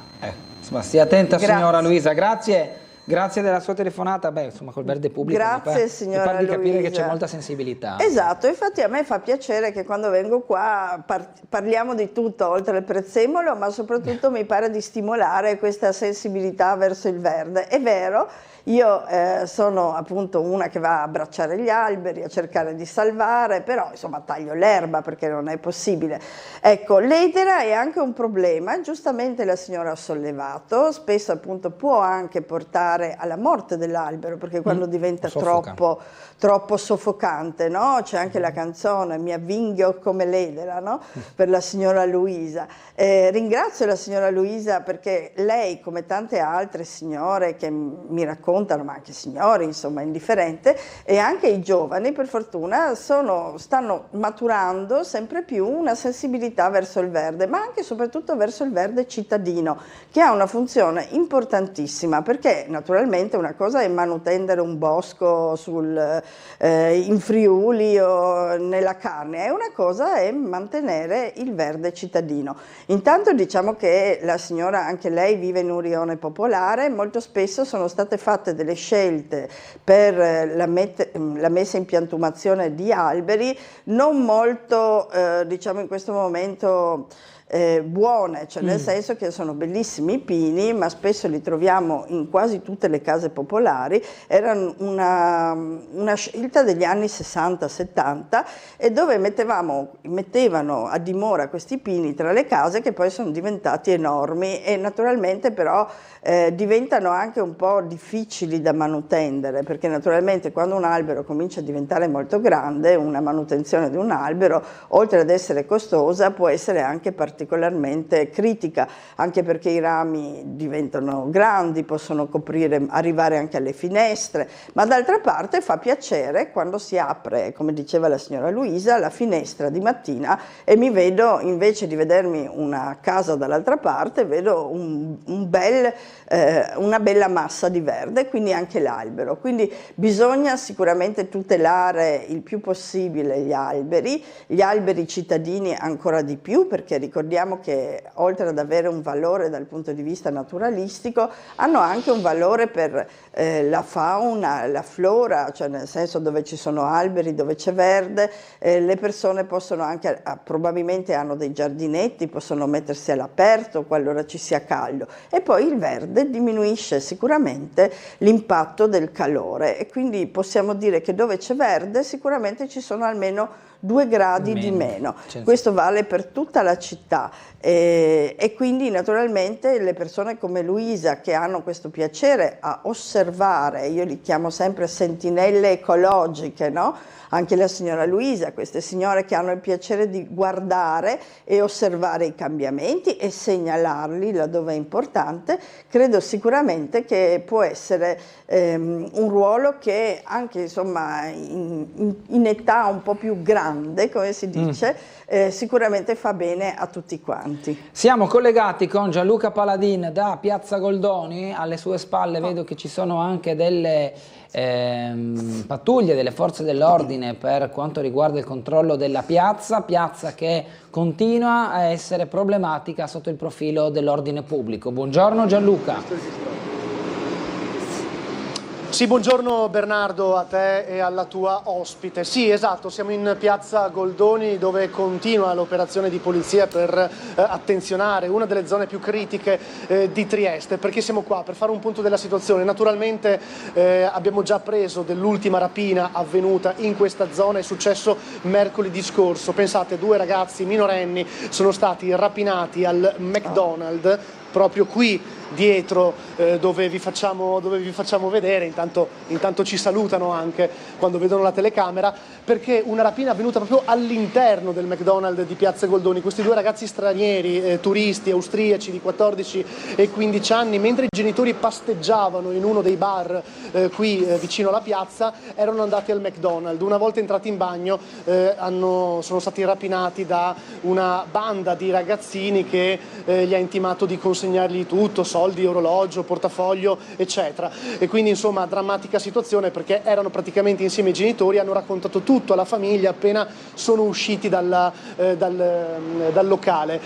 Questo crea molto allarme dal punto di vista anche del modus operandi di questi ragazzi, che chiaramente non aspettano altro che trovare la vittima isolata e poi rapinarla. Sempre qui in piazza Goldoni, dove siamo adesso, c'è anche la polizia che ovviamente fa il suo servizio d'ordine, come raccontato prima. Ci sono state anche 2 risse, venerdì e sabato invece, quindi pochi giorni dopo questa rapina, l'ultimo weekend. Quindi insomma una situazione che continua a rimanere molto molto critica alla luce dei tanti episodi che stiamo continuando a raccontare. Quindi ricapitolando, l'ennesima rapina a Trieste ai danni di minorenni, presumibilmente gli autori altri minorenni che hanno accerchiato questi ragazzi, hanno aspettato che fossero isolati in bagno al McDonald's e li hanno rapinati, portandoli via portafoglio, orologi, soldi e quant'altro. Non è stata sporta denuncia, peraltro sembra dai genitori, anche se la polizia è dovuta comunque intervenire con le indagini, perché pare avessero, come dire, fretta di tornare su in Austria. Quindi insomma una storia drammatica che racconta ancora una volta quanto è rischiosa Trieste intesa come città, se prendiamo in considerazione alcune zone. Ovviamente non stiamo parlando di tutta la città, non creiamo allarme e terrorismo, ma insomma alcune zone sono davvero problematiche. Questa è la situazione che più in generale poi spiegheremo meglio anche attraverso i servizi di Tele4, facendo un punto della situazione partendo da questi ultimi episodi e andando però a ripercorrere anche un po' la storia della cronaca nera triestina, che tanto ci ha fatto scrivere purtroppo in queste settimane. Qui peraltro siamo vicini alla Scala dei Giganti. Bernardo, ricorderai molto bene anche tu la banda del Kalashnikov, sì, quella banda che imperversava in Scala dei Giganti, sempre ragazzi stranieri, minorenni ma anche maggiorenni, che proprio fermava le persone sulla scala per poi rapinarle. Quindi sì, è una storia che viene raccontata in più punti della zona, non solo la piazza in senso stretto ma anche la scala. La banda del Kalashnikov, tra virgolette, non esiste più, però sembra che ci siano altre piccole bande di ragazzini di origine magrebina che stanno imperversando proprio tra piazza Goldoni e Scala dei Giganti. Chissà se sono anche questi gli autori, già protagonisti di altri episodi di cronaca, che hanno appunto rapinato i 2 ragazzi dentro al McDonald's. Per il momento è tutto, Bernardo, ti restituisco la linea, ma ci ricollegheremo da un'altra zona della città famosa per episodi di cronaca, ovvero piazza Perugino. A te. Grazie a Gianluca Paladin e a Guido Indri, che è con lui, anche Alessandro Carelli. Abbiamo una telefonata, poi Cimolino le chiedo anche a lei su tema sicurezza, se vuole dire 2 parole. Buongiorno, chi è in linea? Pronto, buongiorno dottor Gugliotta, lei e la sua ospite, sono Fulvio. Buongiorno. Al di là di tutti questi fatti veramente incresciosi, uso questo termine ma non è giusto, incresciosi che stanno succedendo a Trieste, io non so come mai la dirigenza dei carabinieri, la dirigenza della questura, da dove arrivano questi ragazzi? Da dove arrivano? Ci sono tanti quartieri a Trieste, quindi si sa quali sono le problematiche di vari quartieri, no? E bisogna fare un po' di indagini, non si può solamente mettere una macchina della polizia in piazza durante il giorno, non serve a niente. Questi qua arrivano da qualche parte, quindi bisogna un attimo cominciare a guardare il territorio come faceva il maresciallo Scalabrini a Servoli. Si divide la città in tanti quadratini e bisogna controllare, si sanno le famiglie, se sono famiglie a posto, se hanno il controllo dei figli, se non hanno il controllo dei figli. Non si può lasciare così, andare solamente a mettere una camionetta dei carabinieri o della polizia in piazza, non serve a niente. Un'altra cosa, voglio portare il discorso sul territorio libero. Perché è mai possibile che tutti quanti, è una tristezza questa, tutti quanti dicono no, io non so, io non devo parlare, io non devo decidere, non sono io a decidere, no, ogni cittadino quando osserva un'illegalità è obbligato a denunciarla. Allora, come l'altro giorno ho parlato, è lui un principe del foro, l'avvocato Giacomelli. Ha detto che dai trattati si può tirar fuori quello che serve, ma scusi, lei è avvocato Giacomelli, lei è un principe del foro e mi viene a dire che dai trattati si può tirar fuori quello che serve e quello che non va tanto bene, no. Allora, tutta la fiscalità che abbiamo a Trieste, non abbiamo un bilancio separato, paghiamo l'IVA, poi ha tirato fuori anche che i trattati successivi, e questo chiedo anche alla signora, la presente, i trattati successivi hanno cambiato, ha tirato fuori la convenzione di Helsinki che non era neanche un trattato. Cosa dice? Tutti i firmatari hanno detto i confini attuali saranno rispettati da tutti. E i confini della Repubblica Italiana, il più bel paese del mondo, con un'amministrazione che non voglio neanche dire cosa penso dell'amministrazione, va bene? Dove sono i confini della Repubblica Italiana? Cosa ha determinato i confini della Repubblica Italiana? Nessuno sa niente, nessun politico che viene non sa niente. Lo chiedo alla signora se sa cosa ha determinato. Forse posso consigliarlo umilmente, di leggersi il trattato di pace, dove là sono determinati i confini della Repubblica Italiana. Ed è legge della Repubblica Italiana, ed è anche in Costituzione. È ora di finirla e dire ma io non so, ma io non posso decidere, non compete a me. No, cara signora, compete a tutti. Grazie. E buona giornata. Cimolino, prego, se vuole dare una risposta. No, secondo me intanto questo tema che ha sollevato, insomma, più temi anche il nostro ascoltatore, perché diciamo che sono poliedriche le domande che arrivano oggi, però sul trattato che si diceva appunto, io ho seguito, come forse anche altri, però insomma da una parte le spiegazioni che sono state date da chi naturalmente di questo ne è a conoscenza in maniera più appropriata e più approfondita, ma ho anche ascoltato delle conferenze proprio su questo trattato. Dobbiamo dire che non c'è niente da dire, effettivamente quello è un trattato internazionale che può essere preso a misura proprio così com'è. Siamo tutti d'accordo. Il problema è che però in questo momento non ci troviamo in quelle condizioni, siamo in tutt'altra situazione e la domanda è perché? Allora qualcuno dice il trattato internazionale ha il valore che ha, come è stato detto da altri, oppure qualcuno dice no, quello fa praticamente da tema principale. Io in questo momento credo che il nostro... Se poi pensiamo subito dopo il conflitto, qual è stata naturalmente, parliamo ancora degli anni 50, qual è stata appunto la spinta verso questo indipendentismo che avrebbe potuto portare a un altro tipo di città, a un altro tipo di sviluppo per Trieste. In questo momento poi diciamo sono passati ormai 70 anni, forse anche più penso, ed effettivamente non siamo stati in quella condizione, qualcuno lo ripropone, ogni volta che naturalmente il porto come punto centrale diventa momento di sviluppo si ripensa appunto a questo trattato, qualche parte è stata ripresa, qualche parte no, però naturalmente ci sono candidati anche appunto a sindaco di Dolina per esempio, che potranno sicuramente riempire questi spazi di conoscenza di cui io ho fatto qualche piccola pillola. La seconda cosa invece per quanto riguarda i ragazzi, sono molto d'accordo a quello che ha detto il nostro ascoltatore Fulvio, perché secondo me bisognerebbe fare proprio un'analisi sociologica, cioè non è che se io metto la pantera della polizia in mezzo a Piazza Goldoni tutto il giorno avrò risolto il problema. Non è così, anche perché noi vorremmo sperare che la polizia non abbia da intervenire continuamente per questi fatti. D'altra parte c'è anche il discorso dei turisti, che proprio quella è una delle parti più importanti della città, e quindi il turismo e il turista va su e giù per la scala dei giganti, perché sopra sappiamo abbiamo San Giusto, sotto naturalmente Piazza Goldoni, una bellissima piazza, poi a piacere, se piace o no, come è fatta, però sicuramente un punto di riferimento storico e quindi le persone ci vanno.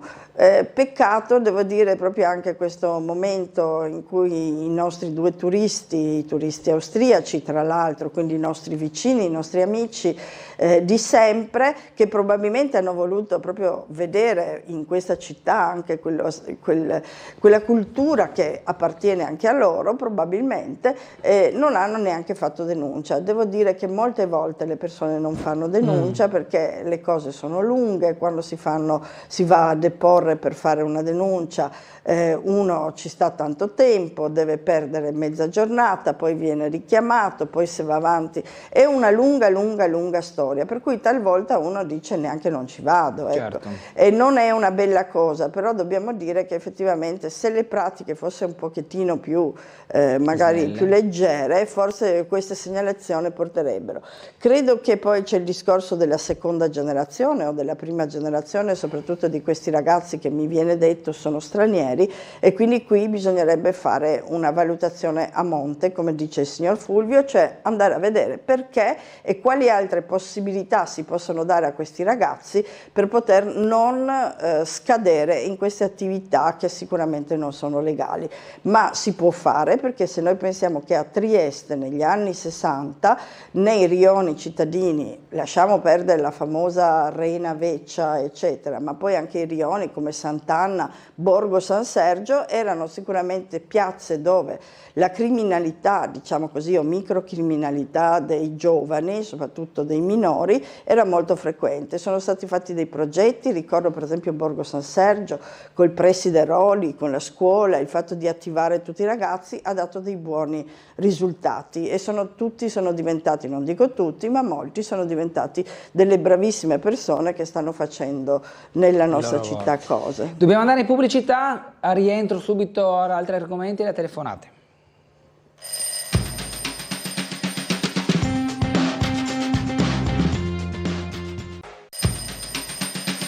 Cos'è questa situazione per cui... Torniamo in diretta con Sveglia Trieste, 8:42 minuti, in compagnia di Tiziana Cimolino di Verdi. Le domando, per chiudere il pacchetto elezioni europee, ne avevamo parlato già prima, a questo punto mi viene da domandare la priorità, secondo lei, dei partiti, della politica europea, guardando al contesto internazionale, guardando la situazione di oggi, guardando le sfide di domani, qual è la priorità secondo lei?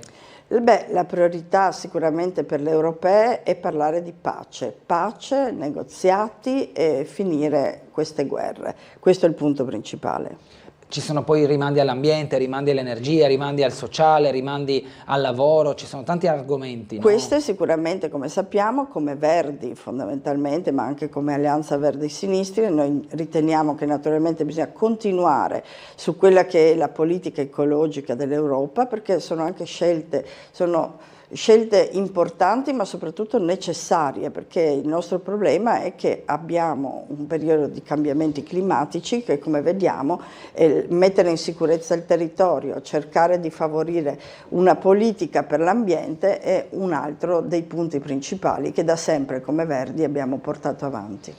Andiamo a sentire una telefonata, poi parleremo anche delle elezioni della provincia, insomma dei comuni che vanno al voto. Buongiorno. Buongiorno Gulotta, buongiorno a lei e la sua ospite. Prego. Allora, ho sentito parlare il signore, quello del TLT, delle forze dell'ordine, anche la Cimolino, che bisogna guardare questi ragazzi. Sono minorenni non accompagnati. La signora Paglia del PD aveva detto che lei fa il tutor non so di quanti. Allora io non parlo dei tutor che sono gratuiti evidentemente, però parlo dei centri per accogliere questi minorenni non accompagnati. Ci costano tanto, se non sono a livello comunale sono a livello nazionale, ci costano 130-150 euro al giorno. Io chiedo, questi centri perché non li controllano? Perché non obblighiamo ad andare a scuola e cercare di integrarsi? Perché uno di Gorizia era qui a Trieste, quello che è stato ferito, minore, che è stato trovato in Piazza Unità ferito sotto la cella. Allora, se ci costano tanto, bisogna mettere più personale, controllarli e mi scusi signora Cemolino, anche mettere devono essere dentro a una certa ora nei centri, non possono girare liberi per Trieste, fare quello che vogliono e penalizzare i cittadini, perché io sono anziana, non ho paura di nessuno, però può succedermi, ma per mie figlie e per le mie nipoti pensare che non possano andare a camminare in città come si faceva una volta, perché ci sono queste persone pericolose. Le forze dell'ordine cercano di fare il loro massimo, ma se non ci riescono bisogna anche tutti, inutile dire che bisogna civilizzarli, bisogna integrarli, non serve a niente. Intanto io farei subito un metal detector tutte le forze dell'ordine per controllare chi ha le armi bianche in tasca, eccolo. E poi, signora Cimolino, mi scusi, ma non so, voi parlate di andare avanti col green. Questi pensionati che ci sono a Trieste, anche con le pensioni minime, e io non mi posso lamentare, anche se non ho le pensioni di reversibilità dei politici, vero? Però chi tira fuori tutto quel denaro? Sa cosa costa a fare una casa green, quelle case che abitiamo noi? Ecco, solo per mettere i pannelli solari bisogna fare un progetto, interpellare anche le belle arti e tutte queste cose qua per mettere 2 pannelli solari. Io non ci sto, ho 77 anni e purtroppo, come ho già detto, Gulotta, non potrò lasciare niente a mie figlie, solo debiti, anche se non li ho mai fatti in vita mia, perché la mia casa, per metterla a posto, bisogna fare debiti. Grazie. Grazie signora. Beh, fra sicurezza e case green ne ha ancora diciamo di argomenti da poter. Abbiamo già parlato un po' di questo, se vuole dare una risposta veloce la signora. No, ma la signora, vabbè, sui ragazzi sicuramente credo che i minori non accompagnati nei loro centri devono rientrare a una certa ora, almeno questo dovevano essere le regole pattuite per i centri dei non accompagnati, anche perché sono appunto minori. Dall'altro canto ha ragione la signora, non si cammina più per le strade con quella tranquillità che uno aveva 30 anni fa.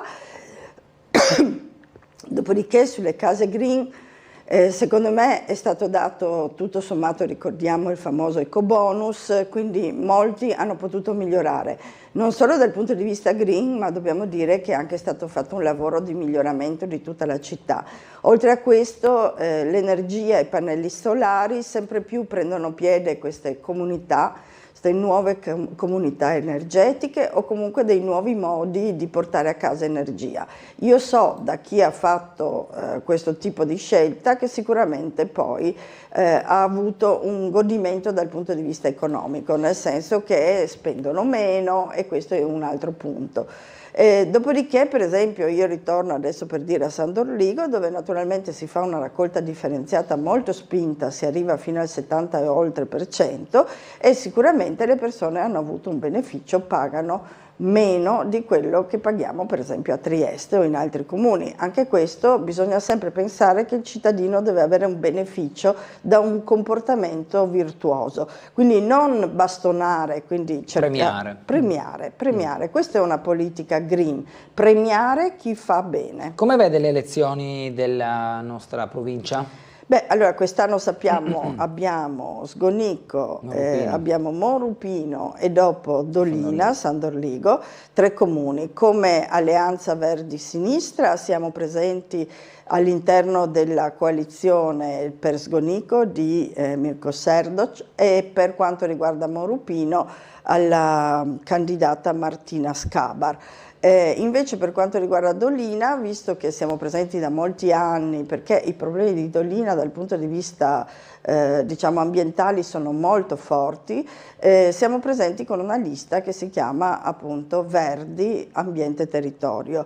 Abbiamo anche noi un nostro candidato sindaco nella persona di Roberto Drozzina, conosciutissimo nella zona, persona che da sempre si è impegnata in politica proprio per questo paese.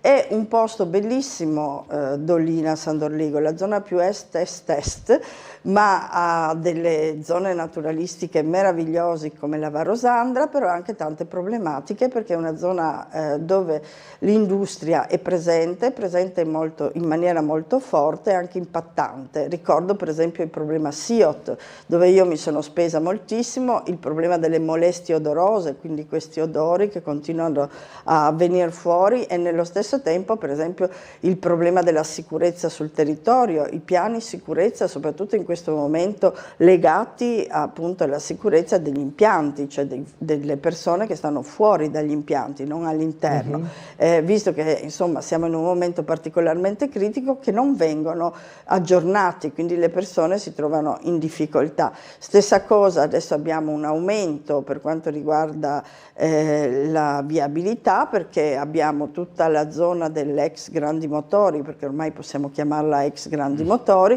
con degli insediamenti attivi nuovi, impattanti, dove abbiamo tantissimi camion che vanno avanti e indietro, e dove per esempio sopra i paesi non sono state attuate quelle barriere o quelle attività, cioè quelle precauzioni che potrebbero essere attivate, perché per fortuna da quando appunto abbiamo fatto una commissione trasparenza, dove ho portato il tema, che era già stato portato e riportato, degli investimenti per quanto riguarda l'attività portuale, ossia c'era un accordo del 2019 con la Regione dove l'autorità portuale si impegnava a versare l'1% degli investimenti all'interno del porto in delle azioni, diciamo, di attuttimento, e quindi delle azioni green che sarebbero servite per i territori dove questo andava ad impattare.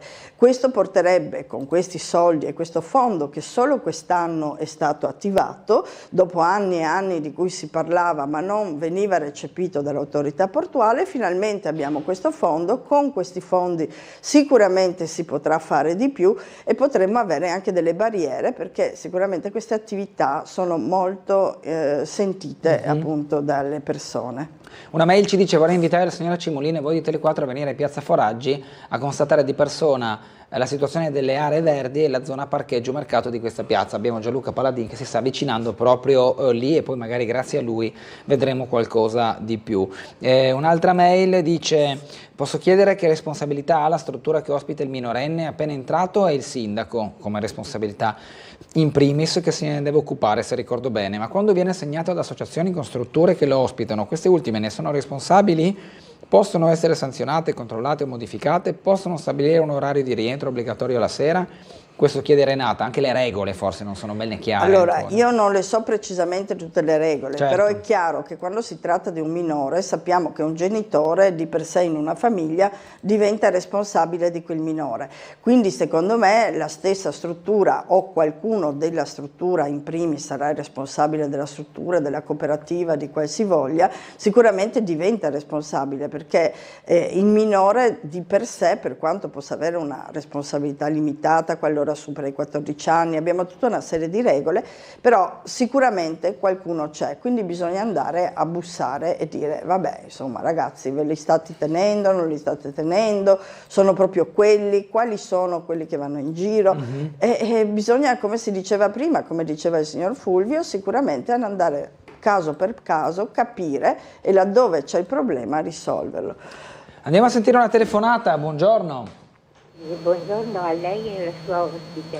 Prego. Volevo rispondere alla telefonata, ma non riuscivo a prendere la linea, della signora dell'Aper che si lamentava del taglio dell'erba. Sì. Io vorrei chiederle quanto paga d'affitto, nella casa dove abito io, siamo 12 famiglie, paghiamo 300 euro al mese di spese condominiali, nella quale è compreso 300 euro al mese. Abbiamo l'ascensore, Sì. E quello aumenta la spesa. Tanto. E per il giardino il giardiniere viene 4 volte all'anno. D'inverno viene, che non serve, però questo è il programma. Sì. Ed d'estate, se è bisogno, abbiamo preso una macchinetta tagliaerba e facciamo a turno, siamo in 12 che abitiamo.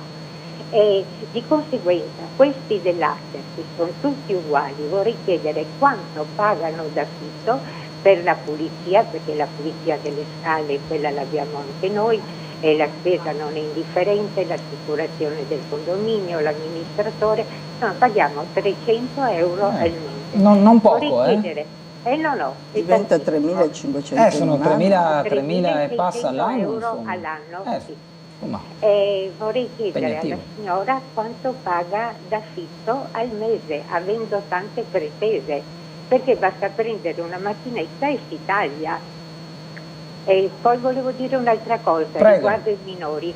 L'altro giorno è stato un accoltellamento a Udine e un ragazzo è in ospedale in fin di vita all'ospedale della Misericordia di Udine. E di questo, logicamente siamo a Trieste, quindi non parliamo di Udine.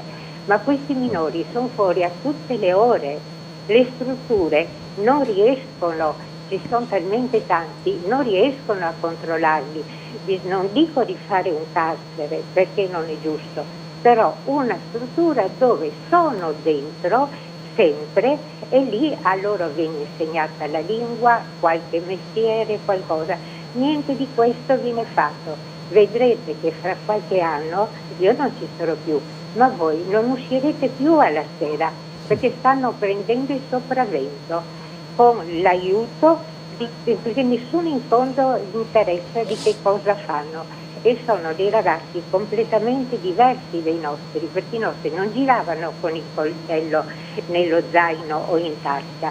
Dopo che sono questi ragazzi lo fanno. Vi auguro a tutti una buona giornata.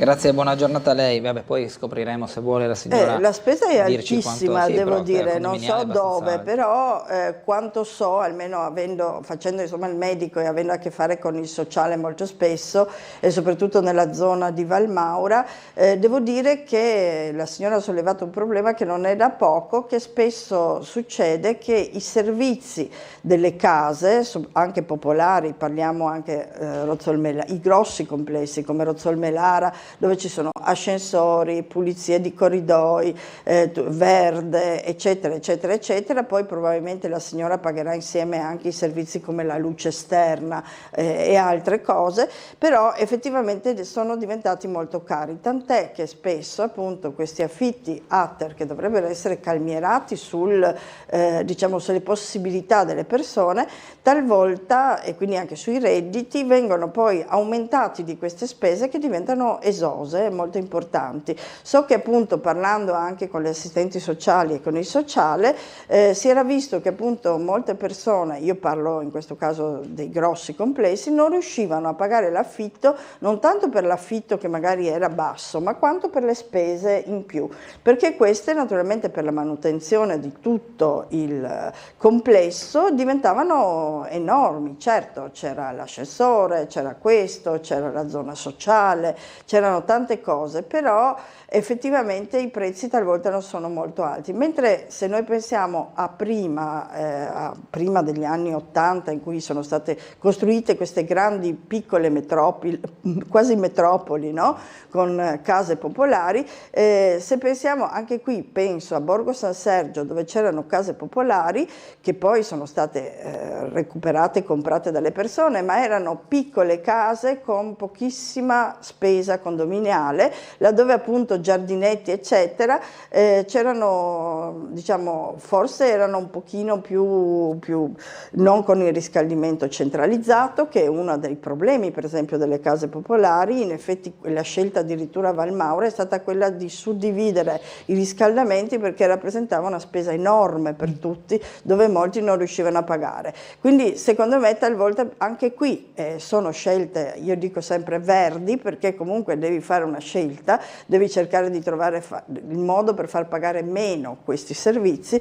Potrebbe essere una scelta da dover mettere come punto fondamentale laddove si costruisce o si modifica un qualsiasi edificio. Ultimo un paio di minuti, lei ha parlato prima di Dolina, per quanto riguarda Sgonico e Morrupino, se ci vuole presentare un po' quella che è la candidatura che appoggiano i Verdi. Beh, noi siamo una lista di supporto in questo caso, abbiamo messo i nostri candidati, qualcuno locale, qualcuno di Trieste, un po' più conosciuto, eccetera. E questi, diciamo, come noi sosteniamo appunto i due, come ho detto prima, candidati sindaci, che hanno fatto un programma complessivo, che hanno naturalmente condiviso anche con il resto del gruppo di sostegno, e quindi noi a questo punto possiamo dire che siamo soddisfatti di questa collaborazione, ci siamo visti, abbiamo steso un po' e dato spunti per questi programmi. Ricordo per esempio Sgonico, dove si potrà fare qualcosa di veramente bello, perché Sgonico è un po' un paese dove c'erano le caserme dismesse, no? Quindi il recupero di queste caserme dismesse, l'eventualità di comunità energetiche per far spendere meno le persone, la tutela del carso, ma anche la gestione del verde. A Morupino per esempio c'è una bellissima comunella che conoscono benissimo, che collabora per esempio con il comune per la gestione soprattutto del verde. Ricordo che le comunelle sono queste comunità, in questo caso ancora presenti sul nostro carso, che hanno naturalmente come idea fondante quella del tutela del territorio. Quindi c'è una collaborazione molto importante, però anche loro si trovano con il confine di Ferneti e con tutte le sue criticità.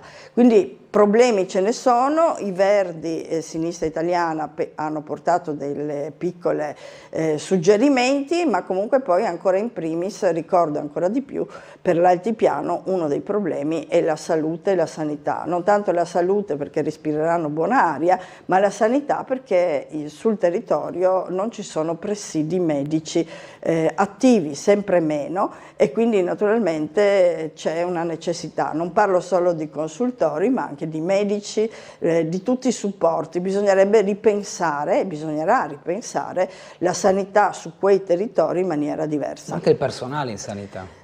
Il personale in sanità non si trova, da quello che capisco. Ma questo è un problema generale, sì, non sì, solo sì, di no, Sgonico, eccetera. Sì, certo. Bisognerebbe capire cosa si vuole da questo personale sanitario. Cioè, io credo che, come è stato fatto ultimamente, c'è stata quella mobilitazione sui consultori, non tanto delle donne, ma tanto anche dalle donne che hanno parlato di servizi. Poi quando ci siamo trovati che i servizi nuovi, in effetti le stesse persone che li stanno gestendo stanno dando un ritorno negativo, nel senso che non riescono a lavorare bene, gli stanno riducendo gli spazi, gli orari non sono consoni, eccetera, eccetera, eccetera. Penso che forse bisognerebbe ascoltare di più chi lavora e chi ha la necessità, piuttosto di fare progettazioni sopra la testa della gente che magari non sono adeguati al territorio. Quindi ripensare i servizi con l'aiuto delle persone che ci vivono. Grazie a Tiziana Cimolino che è stata con noi questa mattina, una buona giornata e un buon lavoro. Grazie a voi, arrivederci. Pubblicità tra poco.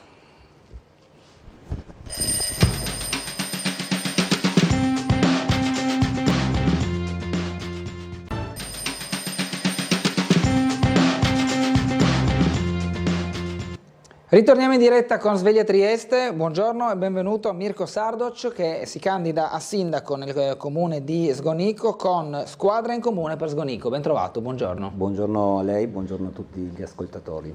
Allora, dovremmo avere nuovamente in collegamento Gianluca Paladin, che poco fa l'abbiamo visto in piazza Goldoni. In questa occasione di collegamento si è spostato e si trova in piazza Perugino. Gianluca, buongiorno.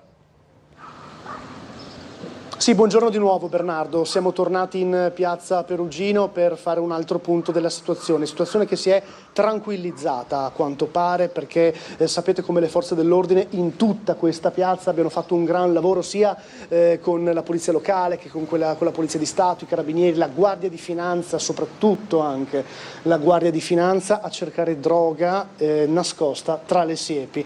Vi faccio vedere, praticamente tutta quest'area è stata sempre utilizzata come ritrovo di persone di varie etnie, cioè principalmente nordafricani, ma anche italiani, non solamente stranieri, anche se la maggior parte è da evidenziare è di cittadinanza straniera.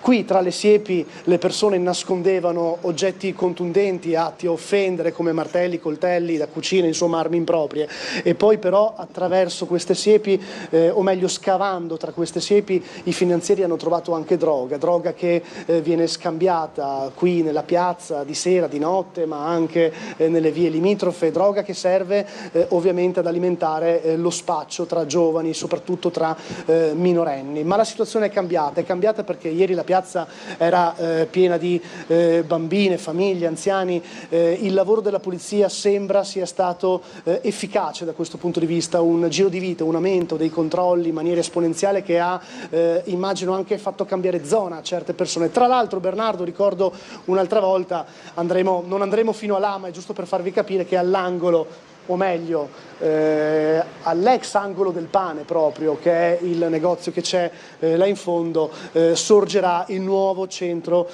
islamico. Abbiamo già interpellato la popolazione della zona su cosa potrebbe significare questo a livello anche di possibili contributi antidegrado. Perché? Perché magari un centro culturale potrebbe anche fare in modo che le persone siano attirate da un'attività che può letteralmente levare i ragazzi dalla strada, ma questa è una speranza, ovviamente bisognerà vedere se per esempio sarà così. Altri cittadini ci hanno invece detto che non erano contenti di questa, che non è più un'ipotesi perché è una certezza, all'angolo del pane ci sarà un centro islamico, però alcuni dicevo di non essere d'accordo, anche se prevale la speranza per questa piazza, la speranza che più attività che sorgono qui possono contribuire a togliere, spazzare via parte del degrado che ha così contraddistinto purtroppo Piazza Perugino.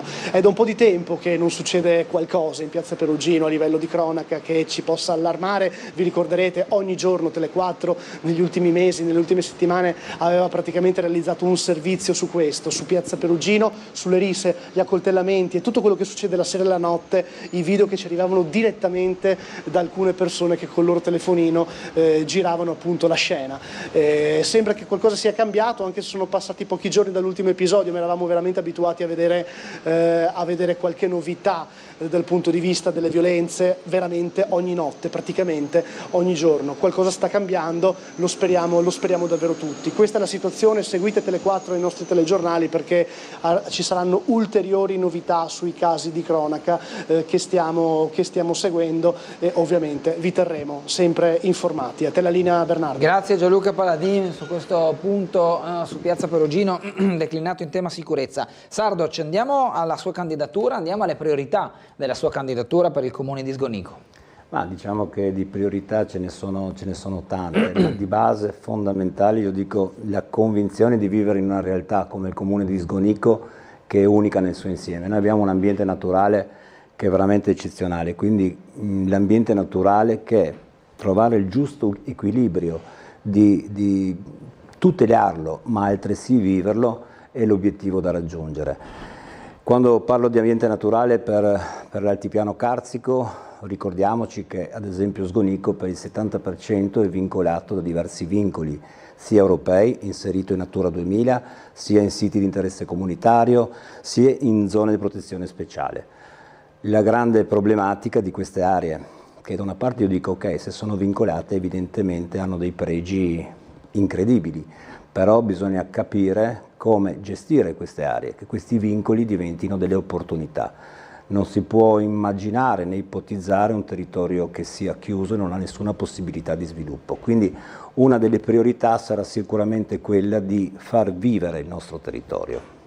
Vivere guardando ai residenti, ma guardando anche a incentivare magari nuovi cittadini, no? Assolutamente, guardi, io ritengo comunque, anche se nel mio programma tra l'altro lo sottolineo, che cerchiamo di camminare insieme per raggiungere quella serenità, ma la serenità per chi ci vive, naturalmente rendendo il nostro territorio pulito, rendendolo bello nel starci, ma anche per chi ci visita. Non dimentichiamoci che Sgonico, tra le diverse peculiarità che ha, c'è la Grotta Gigante, quindi un ottimo punto di partenza per chi viene a visitarci. 600.000 visitatori che vengono, il 10% si trasferisce all'interno, c'è un introito non da poco. Per farlo bisogna cominciare a fare sistema non soltanto Sgonico in sé, ma io ritengo sistema sia con gli altri comuni vicini, limitrofi, dalla parte italiana, penso a Trieste, penso a Duino Urisina, penso a Morupino, ma penso anche in un'offerta di sistema territoriale con i comuni limitrofi sloveni. Se poi, per essere concreti, cosa voglio dire? Se il turista mi arriva in quest'area e visita la grotta, resta 2 ore e va via. Se siamo capaci di fare sistema e portarlo dalla grotta di Borgogrotta a quella di Postumia, probabilmente resterà un giorno in più, questo significa economia che gira. Le giro una domanda via mail, alla luce di quanto continua ad emergere sulle testate slovene, nelle quali ben si delinea un ampliamento del perimetro dell'azione anche del signor Sardoc verso l'area di destra, vi sono foto che attestano la sua presenza e partecipazione a una nuova linea politica, vorrei poter meglio comprendere quale sia la sua progettualità e quanta trasparenza a questo punto riesca a garantire ai cittadini. Evidenzio che precisa domanda è stato risposto solo qualche giorno fa che la collaborazione è stata ricercata solo nel contesto della sinistra peraltro che lui stesso si era premurato di spaccare, scrive Federica. Beh, insomma, io non ho spaccato nulla, io mi sono candidato su proposta dell'Unione Slovena, sono un candidato indipendente, tra l'altro ho amministrato per 15 anni prima come sindaco, poi per 9 come assessore di una coalizione di centrosinistra, con i valori ben chiari e ben definiti. Sono ritornato in campo perché a seguito della vicissitudine di un anno fa, quando ho dato la mia disponibilità a candidarmi alle regionali con l'Unione Slovena, sempre come indipendente, non dimentichiamoci, con un programma che era un unico programma del centro-sinistra con un unico candidato presidente, quindi tutto sommato la mia candidatura non voleva andare contro nessuno, ma voleva dare un'opportunità in più ai cittadini di avere una scelta in più per poter votare. Nello specifico poi, se ritorniamo a Sgonico, purtroppo viste naufragate quelle possibilità, quella ricerca che l'Unione Slovena ha cercato col PD nello specifico è naufragata, cercherò di continuare soprattutto nella ricerca di trovare quell'unione di intenti. Guardi, io sono convinto che Comune di Sgonico, anche se bellissimo come ho detto prima, è una piccola realtà, siamo in pochi, tutto sommato neppure 2000 abitanti, e non trovare tra questi 2000 abitanti e cogliere l'opportunità di collaborare tra di noi credo che è un'assurdità. Cerchiamo di mettere insieme le persone che hanno voglia di fare, le persone che sono capaci e soprattutto con il fine ultimo del benessere della comunità. Allora, abbiamo forse ancora una telefonata in attesa prima della pubblicità, buongiorno.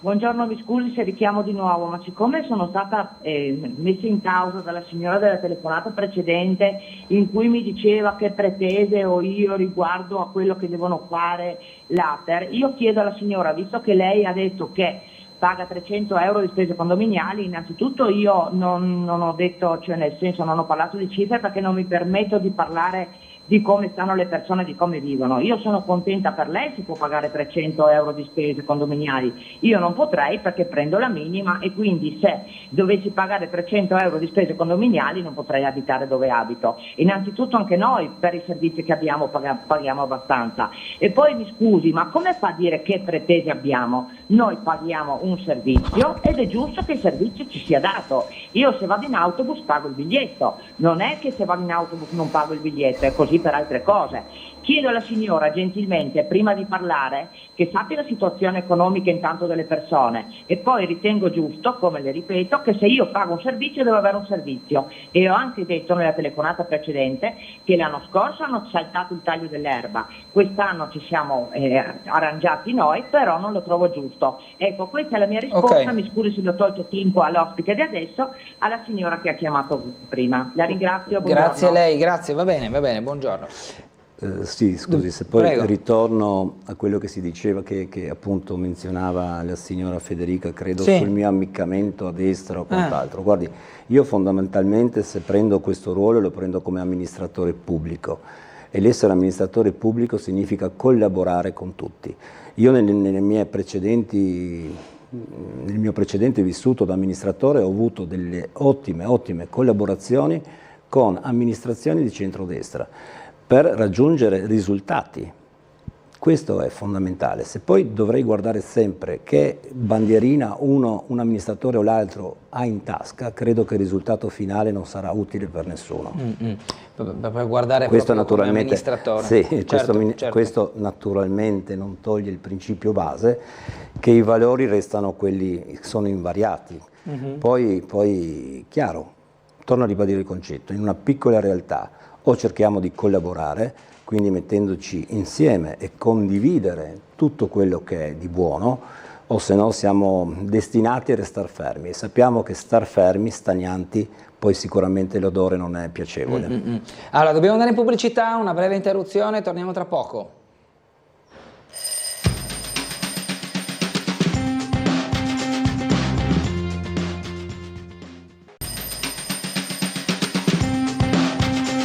Di nuovo in diretta con Sveglia a Trieste, abbiamo subito una telefonata, buongiorno. Sono in linea? Prego. Sì, ecco, volevo telefonare prima quando era la signora Cimolino, riguardo al verde. Sì. C'è una serie di alberi, di circa un 150 alberi che sta morendo a causa dell'edera, poco prima della PAM sull'incrocio. Ok. Sì. E veramente mi dispiace perché alcuni sono anche già curvi, insomma i mori a motivo dell'edera. E altrettanto in via Molina Vento, sì. La scala, vicino alla scala che va giù sulla via di Puti, là c'è anche tanti alberi avvolti dall'edera. E anche del rio della caserma dei carabinieri, cioè a fianco, che c'è quel giardino pieno di pini. Sì. Anche là alberi avvolti dell'edera. Grazie. Mi dispiace, no? Faremo magari qualche passaggio a vedere anche le condizioni degli alberi, ma chiederemo conto anche al municipio di darci, diciamo, manforte con la guida magari di un esperto oppure con il sopralluogo da parte di un assessore. Ora siamo in un periodo di campagna elettorale di par condicio, quindi insomma ogni decisione anche che prenderemo, che sarà accompagnata da esponenti politici, deve essere in qualche modo calibrata. Sardoc, io le volevo domandare. Il territorio carsico è stato duramente colpito dagli incendi di un paio d'anni fa.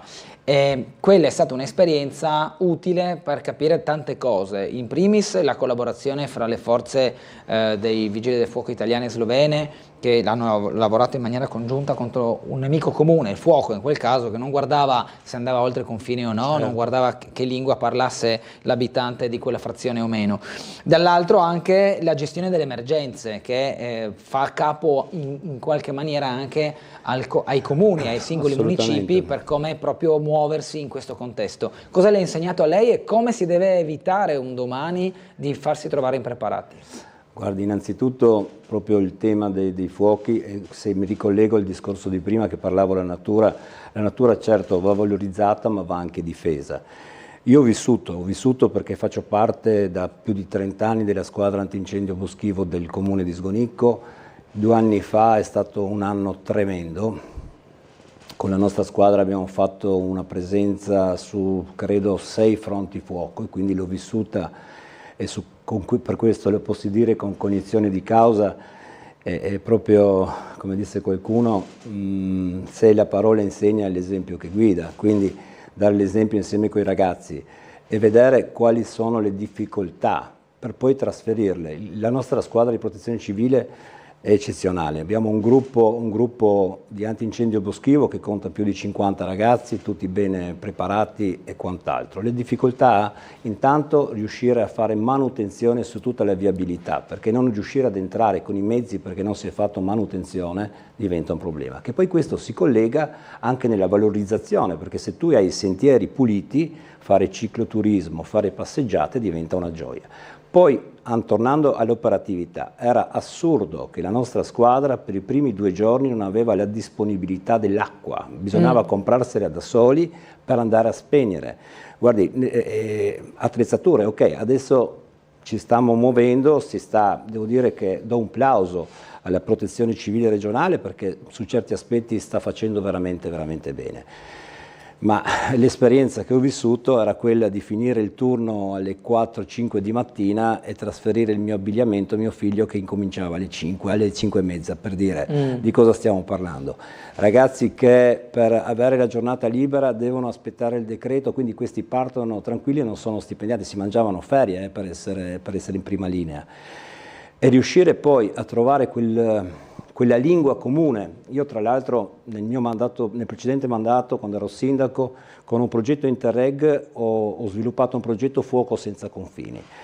Un fuoco senza confini che poi vedeva la collaborazione dei gassilzi sloveni e della protezione civile e dell'antincendio boschivo, nonché dei vigili del fuoco dalla parte italiana, anche perché si è visto, era improponibile che noi si era sul fronte fuoco e bisognava aspettare l'ok da Roma per andare a spegnere oltre il confine, quando i gassilzi 2 ore dopo l'emergenza avevano l'ok da Lubiana per venire dalle parti nostre. Eravamo in difficoltà, le dirò, che quindi anche non ci sembrava giusto. È anche vero che poi si crea proprio su queste situazioni di emergenza quella collaborazione e quella forza che ti rende unico. E quindi quando parlo di questo distretto del Carso vedo non solo le opportunità, ma anche andare a ricoprire insieme quelle che possono essere le emergenze, come il fuoco.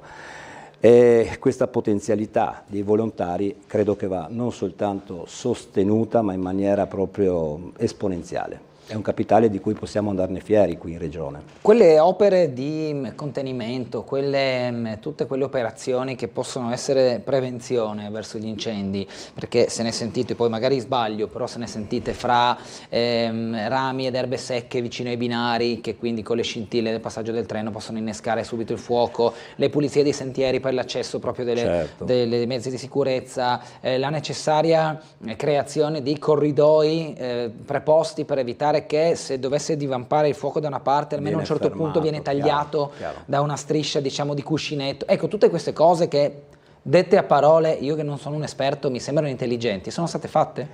Ma guardi, forse sulla prevenzione bisognerebbe fare ancora qualcosa in più. Se prima accennavo e parlavo che il territorio carsico è vincolato al più del 70%, almeno per quanto riguarda Sgonicco, non ci sono ancora quelle incentivazioni, quel piano di gestione che va a incentivare la manutenzione, e questo dovrebbe essere, insomma, è molto semplice. Se il territorio è unico e quindi il proprietario è limitato nell'utilizzo, deve avere una contropartita per farlo rimanere tale.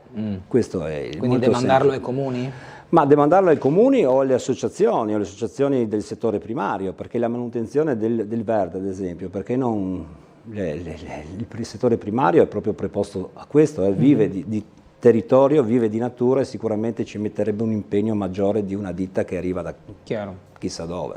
Senta, ambiente e natura vuole dire anche turismo, per quanto poi si possa intendere il cicloturismo, quindi il turismo cosiddetto lento, quelli di chi preferisce l'itinerario in bici, il turismo di massa, il turismo del turista che viene mordi e fuggi, cioè ci sono tante sfaccettature su questo. Dove deve puntare Sgonicco secondo lei? Ma non soltanto Sgonicco, ma ritengo tutta la provincia, l'altipiano carsico nel suo insieme deve lavorare sulla qualità.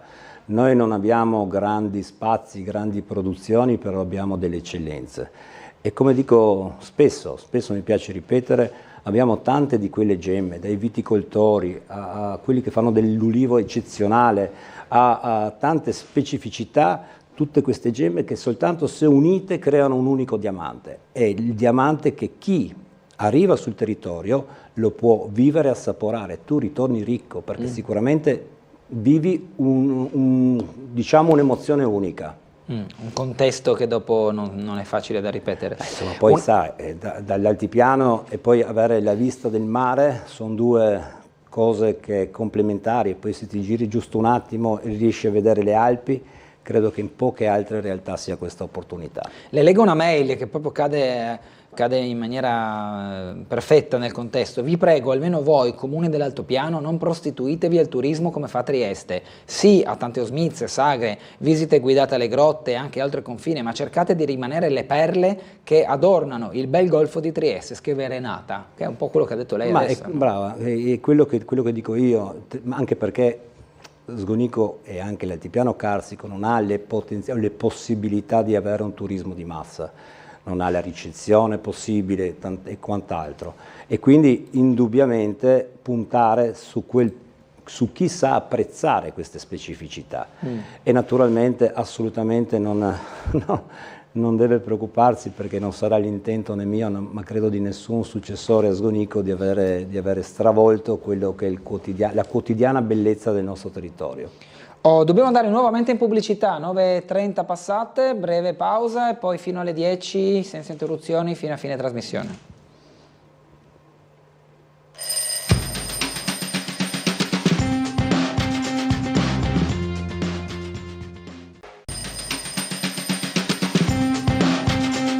Ancora in vostra compagnia con Sveglia Trieste, abbiamo una telefonata, buongiorno. Buongiorno, sono Nadia Bellina. Buongiorno Nadia. Buongiorno. Prego.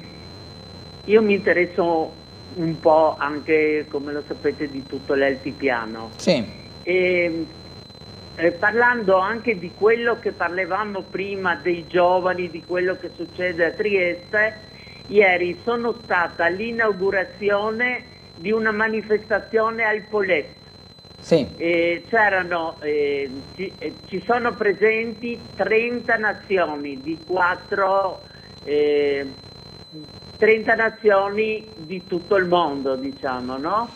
E ero con altre persone, guardavamo questi ragazzi, il sorriso, il viso di queste persone, e mi sono detta: ma perché questi giovani non accompagnati, queste persone non vengono iscritti ad un'associazione sportiva, che così sarebbero impegnati, non bigolerebbero in giro per tutta la città, e facendo sport scaricherebbero tutta quella forza, quell'aggressività che i giovani hanno, e sarebbero più tranquilli, e poi la sera, magari stanchi, invece di andare a girare di notte per la città, andrebbero a dormire. Mi sembra un'idea abbastanza buona, visto che poi a Trieste e anche noi sull'altipiano abbiamo come associazioni sportive un'eccellenza. Certo. Cosa ne pensate? Grazie Nadia. Prego. Sì, Sardos. io concordo pienamente. In effetti nel mio programma, anche quando amministravo, un occhio di riguardo va proprio per le attività sportive e quelle culturali. Riuscire a dare questa offerta ai giovani sicuramente previene quello che potrebbe essere poi, rappresentare poi un problema sociale.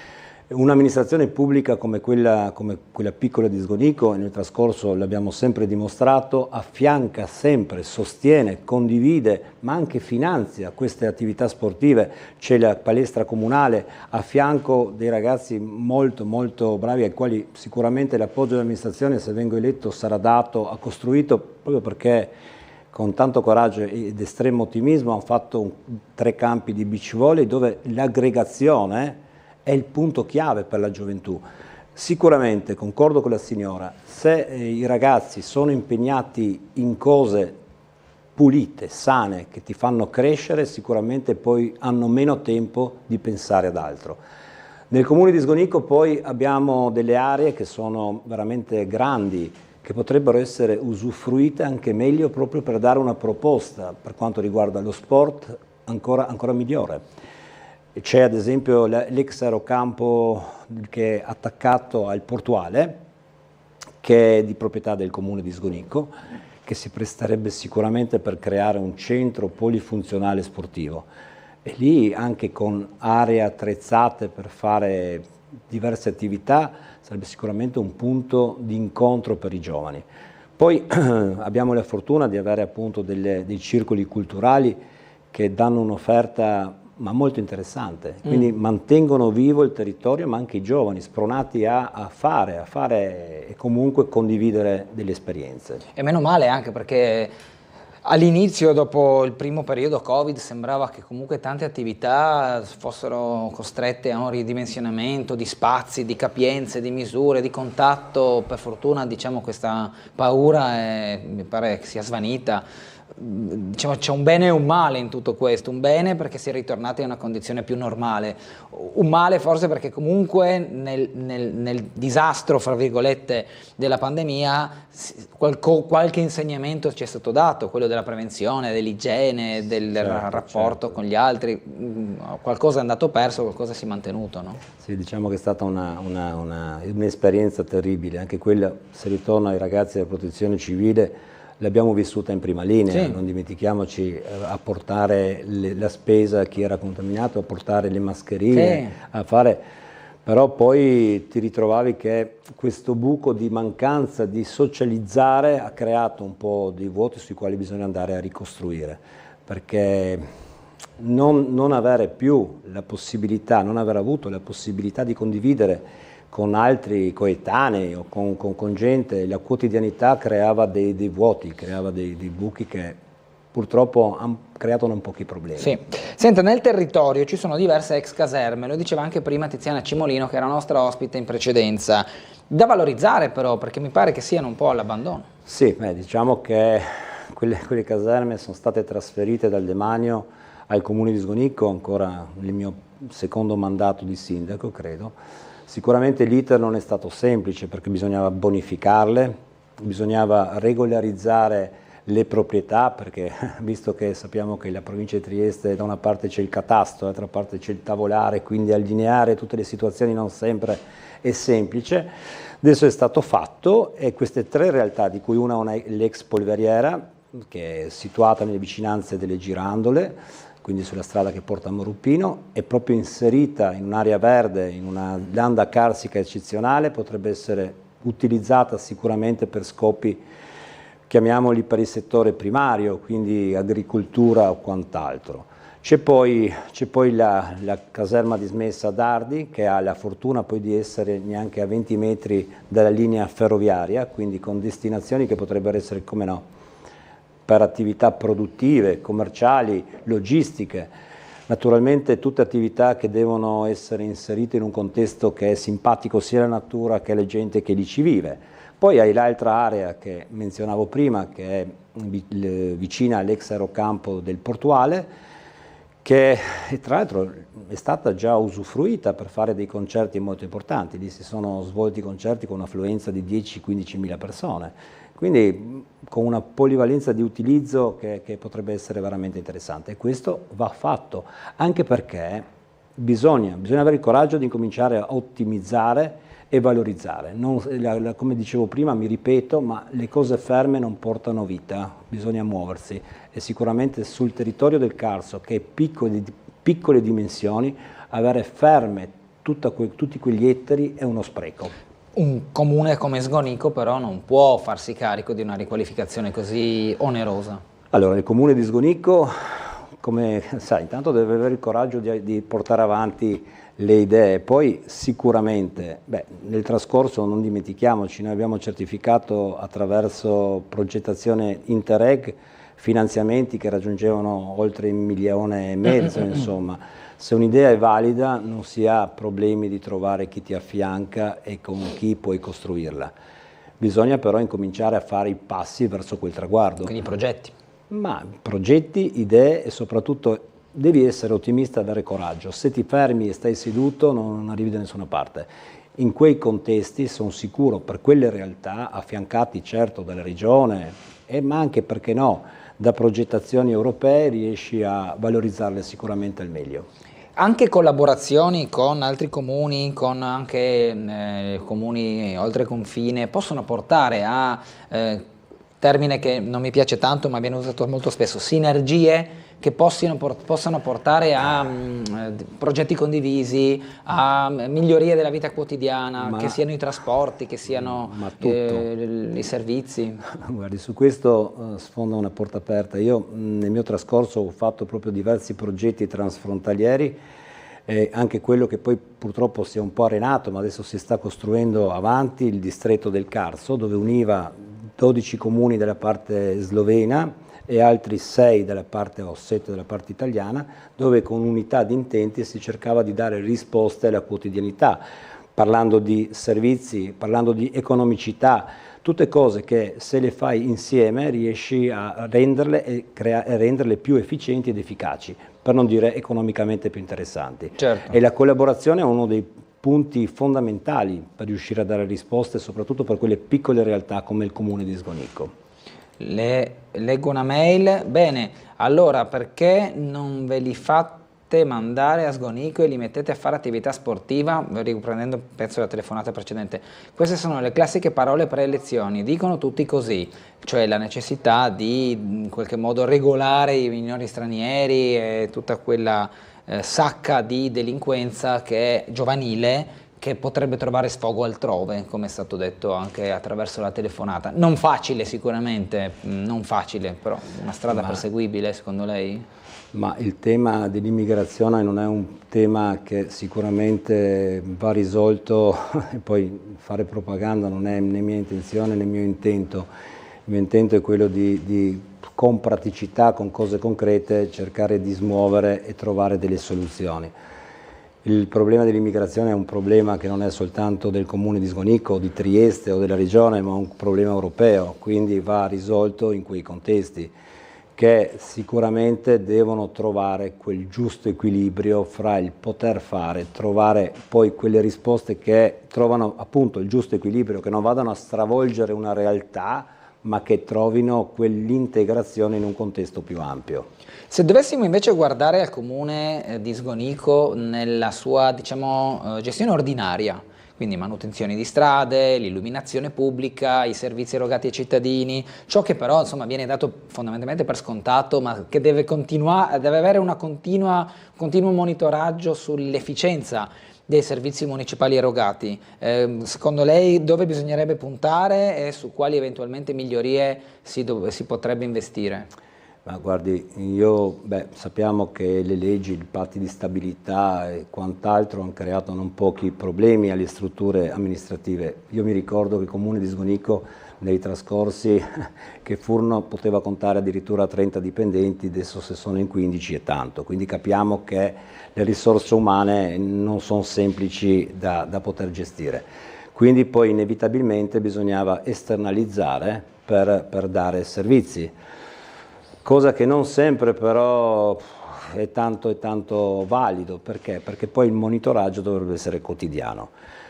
Io l'ho ripetuto diverse volte, chi offre dei servizi viene pagato e questi servizi devono venire fatti bene. E questi servizi vale tanto per le ditte esterne quanto per chi nella struttura ci lavora. Il nostro datore di lavoro è il mio concittadino che paga le tasse, quindi lui ha il diritto può chiedere e io ho l'obbligo di rispondere, ma questo in tutta la struttura vale. Chiaro. Quindi certo che non si può fare miracoli, però bisogna conferire e dare risposte ai cittadini, che non devono essere necessariamente positive, perché non possono essere, però una risposta va data. Miglioramento dei trasporti pubblici, vedo nel suo punto del programma. Ma guardi, ci sono delle criticità sui trasporti pubblici per quanto riguarda soprattutto la zona della stazione di Prosecco. Nella zona della stazione di Prosecco ci sono diverse realtà molto importanti, produttive, e non avere questo collegamento con Prosecco stessa crea un problema che, ahimè, spero non si tramuti in qualche tragedia, di attraversamento a piedi della X202 che è una cosa inaccettabile. Quindi riuscire a trovare e coniugare quella che è il bisogno di questa gente che lì lavora e venire trasferiti con la mobilità della Trieste Trasporti o chi che sia è una cosa fondamentale. Se ritorno poi sul discorso dell'illuminazione pubblica, l'efficientamento, certo uno dei capitoli che più gravano su un comune come quello di Sgonicco è il costo dell'illuminazione pubblica, quindi ottimizzare la stessa è un obiettivo. All'epoca si era incominciato, ma bisogna comunque concludere. Con quel risparmio energetico da una parte e comunque di costi, sicuramente si può poi fare altre cose molto più importanti. Ricordo che fra le priorità espresse dall'attuale sindaco tempo fa in questa trasmissione c'erano il cimitero e le scuole, cioè ampliamento degli spazi cimiteriali e una sistemazione strutturale e poi anche idonea rispondente alle nuove normative per quanto riguarda le scuole. Si ritrova in queste priorità? Ma assolutamente, una delle cose di cui le amministrazioni di Sgonico hanno sempre avuto a cuore e che pensano e stiamo pensando e si penserà anche nel futuro non soltanto ai vivi ma anche chi si trasferisce dall'altra parte. Fa parte della vita, possiamo nasconderlo. Ma dandogli quella serenità di non stress, di avere il proprio spazio in un cimitero adeguato e appropriato. Certo, l'ampliamento sarà necessario, è necessario, bisognerà valutare la maniera migliore per operare un regolamento che trovi il giusto equilibrata risposta fra quelle che sono le esigenze e quelle che sono le possibilità. La scuola, sicuramente l'interesse per la nostra scuola da sempre c'è stato e ci sarà, perché insomma è una bellissima realtà con dell'offerta che tra l'altro tutto l'impianto sia delle maestre e di tutti i servizi che le congiungono creano veramente un'offerta unica nel suo insieme. Guardando al voto, teme il numero alto di astensionisti? Io penso che forse in questo caso, parlando di elezioni amministrative comunali, l'interesse degli elettori è un po' maggiore, anche perché si va a dimostrare e far vedere e condividere quello che può essere il loro domani, della quotidianità, l'offrire i servizi, rendere migliore la vita e più serena. Scelgono poi alla fine la persona sulla quale pongono la loro fiducia. È una grande sconfitta, l'astensionismo è una grande sconfitta della democrazia, parliamoci chiaro. Ma credo che nello specifico per le piccole realtà c'è molta più affezione per interesse per le persone. Sì. Ma uno dei motivi che le hanno spinta a essere candidato indipendente è anche questa, cioè il fatto di voler essere identificata come persona, non tanto come schieramento? Ma la scelta di essere indipendente parte dal presupposto che concettualmente voglio essere libero tra virgolette naturalmente, a poter rispondere per prima ai miei concittadini e in seconda battuta alle segreterie di partito. Cosa significa questo?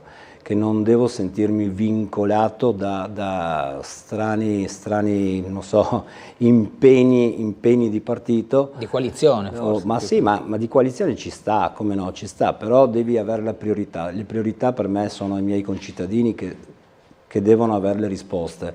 Poi naturalmente le condivido con le forze politiche assolutamente, però le due priorità appunto prima è chi ci vive e per chi sto amministrando, poi arriva il resto. Arriva il resto. Sociale è un tema che tocca tutti i comuni, dai più piccoli ai più grandi, con oneri e onori, più che altro oneri.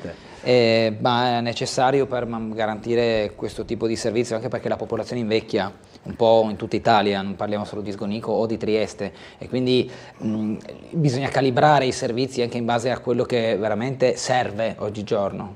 Ma diciamo che sul sociale non mi prolungherò, no, certo. Ma dirò soltanto due aspetti. Bisogna avere l'attenzione per i neonati, quindi parliamo di asili nido, quindi anche perché è inutile che parliamo di un calo demografico se poi non rendiamo servizi a chi ha figli che non può andare a lavorare perché non sa dove metterli. Quindi cominciamo a costruire le possibilità, se dicevo, e sostenere, perché naturalmente il comune difficilmente prometto farò l'asilo nido, ma sosterrò tutti i passi per arrivare a questo risultato, privati o quel che sia, ma affiancare per trovare questo risultato. Poi per arrivare in fondo agli anziani, gli anziani che devono, se parliamo di serenità, la serenità dell'anziano qual è? Avere il servizio del medico se ha bisogno, il domiciliare se serve, il poter dargli l'opportunità di socializzare con gli altri, quindi organizzare incontri, che non si ritrova solo. Sono tutte quelle cose che il comune può e deve affiancare il proprio concittadino da quando nasce fino a quando poi diventa meno giovane. Se lei dovesse scegliere, diventa sindaco, è il primo atto che si sente di fare, di emanare, il primo impegno che si sente di prendere, quale sarà? Ma guardi, io credo che la prima cosa che cercherò di fare sarà proprio quella di sedermi intorno a un tavolo con tutte le persone che saranno elette in consiglio e trovare insieme quella condivisione e quell'unità di intenti per portare risultati. Su quali argomenti? Su quali argomenti, come dicevo prima, noi allora, se incominciamo a parlare, davo la priorità, come ho detto, nel suo insieme al nostro ambiente naturale e al territorio. Ciò significa che bisognerà cominciare a capire come andiamo a modificare anche il piano regolatore, ad esempio. È un percorso, sappiamo, che non sempre è facile, ma è necessario. L'ultimo piano regolatore è stato passato 15 anni fa, quello generale. Quello agricolo neanche un paio di mesi fa, ma sicuramente non risponde alle esigenze del settore primario, quindi necessariamente bisogna adeguare l'insieme. Quindi questo è uno dei percorsi sui quali bisogna puntare, rivalutare le opportunità che il tuo territorio ti dà. E questo lo puoi fare se lo condividi con tutte quelle persone ben pensanti che vogliono raggiungere questo traguardo insieme. Da un punto di vista di territorio e di ambiente, il comune di Sgonico, soprattutto la parte, diciamo, esterna, si presta alla creazione di comunità energetiche? Assolutamente sì, assolutamente sì. Anche questa è un'opportunità, è una cosa sulla quale bisogna lavorare, bisogna puntare. Ha tutte le potenzialità il comune di Sgonico, anche la struttura del comune di Sgonico che è molto semplice, anche lo sviluppo del comune di Sgonico che in realtà si presta su 3 aree distinte, diciamo su 3 filoni distinti, quello produttivo che si colloca lungo le due viabilità, una è l'autostrada, diciamo così, e la ferrovia, quindi quell'area lì destinata a attività produttive, come tra l'altro il nostro comune abbiamo la stazione di Prosecco che va rivitalizzata. Poi hai quel centrale dove con le 13 frazioni che lo compongono, quindi abitativa, in questi centri puoi collegare le frazioni. E poi hai quella naturalistica, che sono i monti, che vanno a dare quel respiro, quella serenità all'anima per viverlo quotidianamente. Quindi hai la possibilità di lavorarci, di dormirci e di viverci, quindi è il top. Un saluto e un augurio all'amico Mirko da parte di Giorgio Wittreich. Basta. Solo questo. Grazie. Gliela riporto pari come l'abbiamo ricevuta. Le faccio una domanda un po' più politica, ma diciamo in maniera molto generica. Dove secondo lei sta andando oggigiorno la politica intesa partitica nelle amministrazioni dei comuni, guardando anche però a quelle che sono le linee del governo? Mi spiego, c'è spesso una sorta di allineamento tra una politica nazionale, adesso c'è la Premier Giorgia Meloni, quindi Fratelli d'Italia è il partito che, diciamo, comanda un po' la coalizione attuale al governo. Molto spesso questa linea viene presa anche dai comuni che, per quanto abbiano esigenze e lavorino su contesti molto diversi da quelli nazionali e governativi, ma si occupano dei territori, delle specificità, seguono in qualche modo una linea politica nazionale. Ecco, secondo lei, in generale, devono essere slacciati territorio e governo centrale nella gestione soprattutto dei piccoli comuni? Ma io ritengo siano 2 questioni ben distinte. Nelle piccole realtà tu rispondi al quotidiano, alle tue esigenze e problematiche quotidiane. Quelle che sono poi gli indirizzi che chi governa o la politica, diciamo, distante ha altre visioni. Questo non significa che la visione della mia piccola realtà con la visione di chi governa deve essere pari pari perché devo raggiungere un risultato a casa mia. No, i miei valori e le mie visioni restano invariate. Questo non significa però che non vado a condividere o a colloquiare con chiunque a diversi livelli se riesco a portare un risultato. Parlo di risultati concreti che vanno a toccare la mia quotidianità. Comuni come Sgonico, Morupino, San Dorligo della Valdolina, li cito perché sono quelli che vanno al voto, ovviamente ci sono anche Muggia, Duino, Risina. Quanto sono Trieste dipendenti? Ma guardi, io parlare di dipendenza non è una bella parola. Io credo che una realtà come la provincia di Trieste, che posso dirlo serenamente ci manca, anche, no, tra parentesi. Vabbè, ha detto una cosa non da poco. Sì, c'è un ente intermedio, insomma. Ma assolutamente, parlo per Trieste nel suo insieme, per quello che riusciva la provincia di Trieste, quei 6 comuni, a gestire, ed era importante. Non metto in dubbio che in altri contesti probabilmente le province erano un qualcosa di troppo, ma a Trieste sicuramente era un ente che faceva delle cose molto importanti, dalla gestione della viabilità alle scuole, alla promozione e quant'altro. Essere dipendenti da Trieste, io dico questo: Trieste sì, è importantissima, capoluogo, chi più ne ha più ne metta, però sicuramente anche le piccole realtà possono dare quel valore aggiunto che fanno diventare Trieste ancora più importante. Quindi lei è favorevole comunque al ritorno di una provincia?